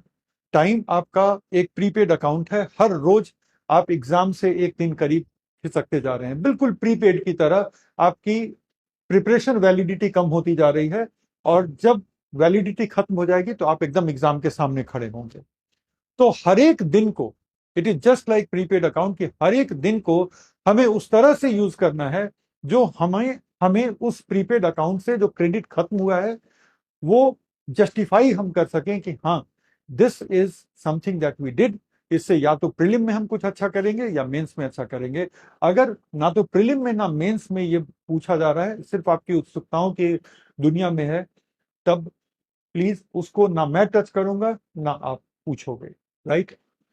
इसीलिए इस बार हम क्या करेंगे कि हम पहले ही उस दिन के टॉपिक का पीडीएफ आपको दे देंगे, सो दैट जैसे मंडे को जो मेरी क्लास होगी उसका पीडीएफ कल सर्कुलेट हो जाएगा, सो दैट कि आप पढ़ के आओ, आपको भी पता हो कि इस टॉपिक की हदें क्या है।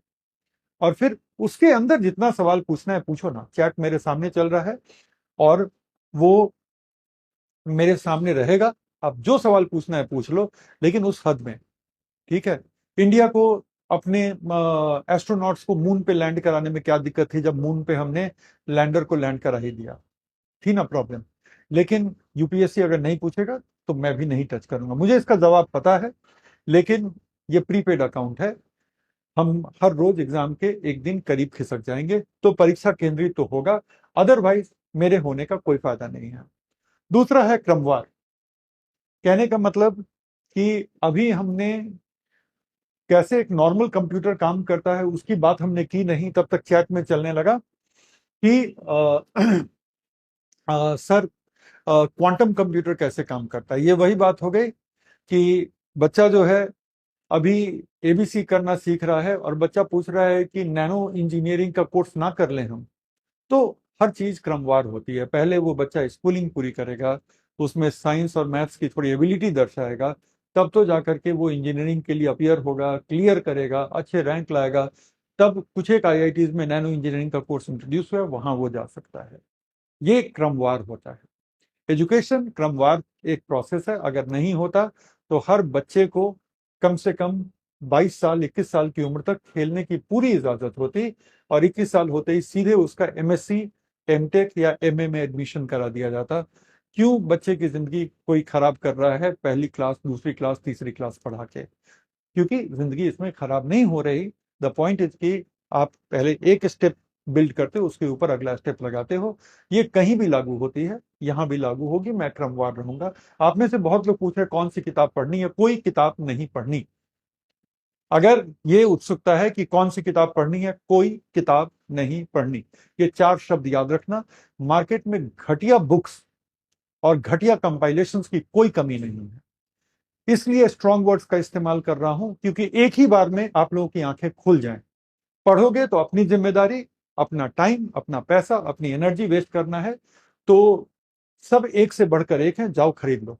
लेकिन अगर एग्जाम की तैयारी करनी है तो सिर्फ और सिर्फ वो करो जो मैं करा रहा हूं, वो पढ़ो जो मैं आपको दे रहा हूं, और वो पढ़ो जो मैं पढ़ने के लिए कह रहा हूं। मैं आपको करंट भी पढ़ने के लिए बोलूंगा, तो वो पढ़ो जो मैं पढ़ने के लिए कह रहा हूं, नॉट कि कुछ भी अपनी मर्जी से पढ़ रहे हैं।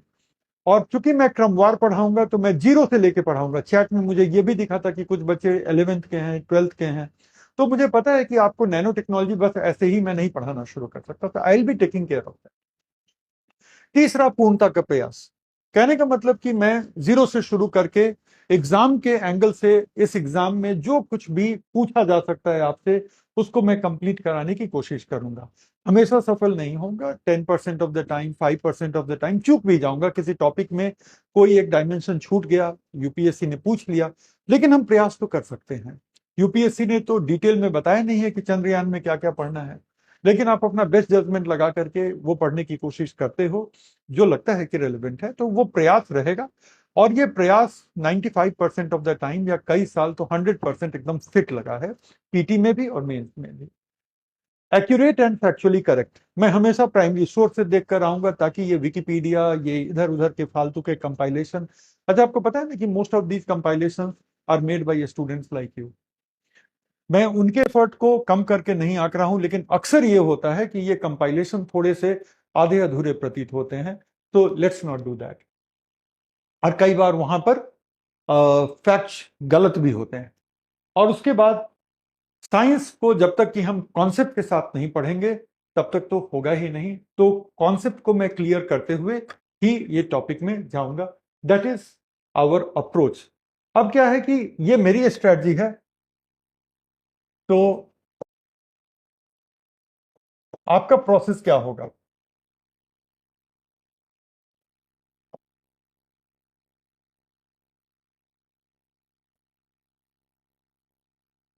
Read my PDF before class. चूंकि आप लोग बहुत सिंसियर बच्चे हैं, तो 2 टाइम्स पढ़िएगा। पहली बार पढ़िएगा, अंडरलाइन करके पढ़िएगा, और दूसरी बार जब पढ़िएगा तो जब अंडरलाइन किया हुआ चीज है बस वही पढ़िएगा, पूरे के पूरे को दोबारा नहीं पढ़ना है। किसी भी दिन की क्लास के लिए 10 पेज से ज्यादा का पीडीएफ नहीं होगा, कोई बोझिल नहीं करूंगा, लेकिन उतना कर लेना, ठीक है। उसके बाद क्लास अटेंड करना,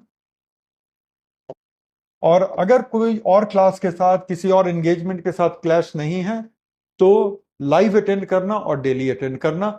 मिस करना सबसे बुरी बात होगी आपकी तैयारी के लिए। मैं एज ए टीचर हमेशा ही पिछली क्लास से लिंक करके आगे की क्लास में चलता हूं, तो एक भी क्लास मिस मत करना, एक भी क्लास मिस मत करना, वो कड़ी टूट जाएगी आपकी। तो दूसरा है अटेंड द क्लास, और क्लास अटेंड करते समय आप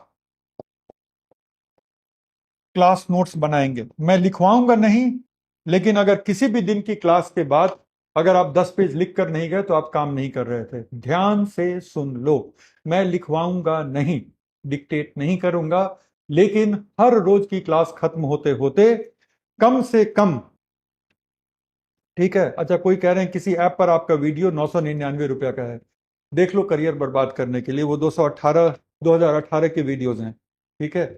तो डोंट इवन पे अटेंशन, और है तो है। तो सुनो मेरी बात, मैं कह रहा था मैं लिखवाऊंगा नहीं, लेकिन आप 10 पेज हर रोज की क्लास के बाद लिख करके जाओगे, ठीक है ना। हर रोज लिख करके ही जाओगे तो आपको फायदा होगा। तो क्लास नोट्स मेरे लिखवाए बगैर आप लिख सकते हो कि नहीं, दैट इज द की, ठीक है। दूसरा, उसके बाद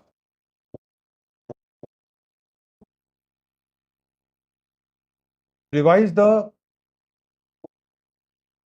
class notes,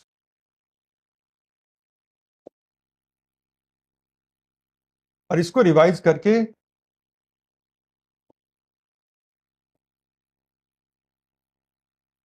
read PDF, PDF पढ़ना, ठीक है। और उसके बाद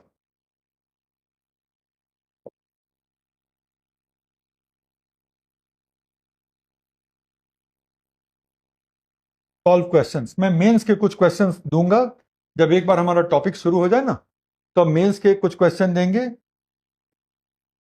पीडीएफ में ही रहेगा, ठीक है। और चूंकि मैं कोई टेस्ट सीरीज तो चला नहीं रहा हूं, तो फिल अप द ब्लैंक्स भी होगा। ऐसा नहीं है कि सिर्फ मल्टीपल चॉइस टाइप का देंगे, वो नहीं, जो जिससे भी आपकी मेमोरी टेस्ट हो और जो मैं कर सकता हूं, राइट। तो मैं कुछ ऐसा नहीं कहने जा रहा कि हर पीडीएफ में जो है 150 क्वेश्चन दूंगा और बाद में मैं 5 भी ना दूं, लेकिन क्वेश्चन होंगे, fill up the blanks type के होंगे, है ना। फिर कुछ एमसीक्यू भी होंगे, कुछ शॉर्ट आंसर टाइप के क्वेश्चंस होंगे। क्यों होंगे? सो दैट कि जो पढ़ रहे हो वो तुम याद कर पा रहे हो कि नहीं, जो पढ़ रहे हो वो याद कर पा रहे हो कि नहीं। तो ये होगी आपकी स्ट्रेटजी। आप लोग मेरे साथ बने रहें अगले 5 मिनट तक, ठीक है। उसके बाद पांडे सर की क्लास में आप लोग जा सकते हैं। तो this is very very important कि आप उसके बाद थोड़े से क्वेश्चन सॉल्व कर लीजिएगा, आपके लिए बहुत बेहतर रहेगा। उसके बाद एक बार चीजें दिमाग में बैठ गई तो बैठ गई हमेशा के लिए, then nothing else, nothing else, okay. चलो, किसी ने लिखा मार डालेंगे आज। अगर मेरे इंटेंशन पे कह रहे हो तो बिल्कुल नहीं, लेकिन हाँ इतना जरूर है कि यूपीएससी को क्रैक करवा दूंगा, यूपीएससी को क्रैक करवा दूंगा अगर मेरे कहे हिसाब से काम कर लोगे तो, राइट। सो जस्ट बने रहो। तो आवर अप्रोच हो गया, है ना। हाउ टू स्टडी हो गई, राइट। बस अब तीसरी चीज है रिसोर्सेज।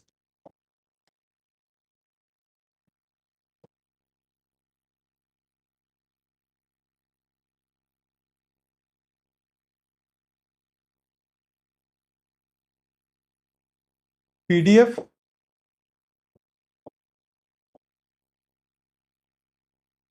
क्लास नोट्स,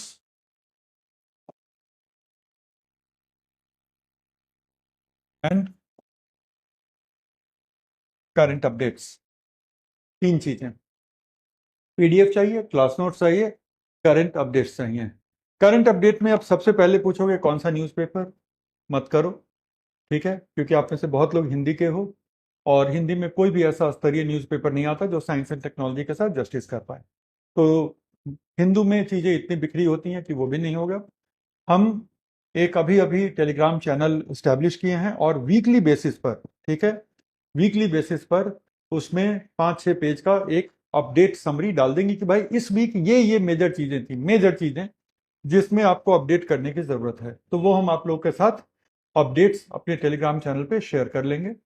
पहले एक वीक की क्लास हो जाए, फिर हम आपको लिंक दे देंगे, आप वहां से जाकर के वीकली अपडेट्स ले लीजिएगा।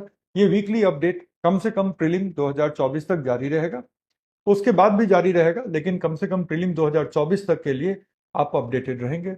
उसके बाद मेरी कितनी व्यस्तताएं रहती हैं वगैरह वगैरह, तो उस पर ये निर्भर करेगा, तो मैं बहुत लंबा कमिटमेंट नहीं करूँ, वो प्रीलिम 2024 तक ये रहेगा, सो दैट कि आप इस अपडेट्स को अवेल कर सके। करेक्ट? तो ये हैं आपके सोर्सेस। अब मैं आप लोगों को फ्री कर रहा हूं, क्योंकि साइंस एंड टेक्नोलॉजी का इतना परिचय आज के लिए काफी है। आई एम सॉरी कि आप लोगों से बहुत ज्यादा मैं बात नहीं कर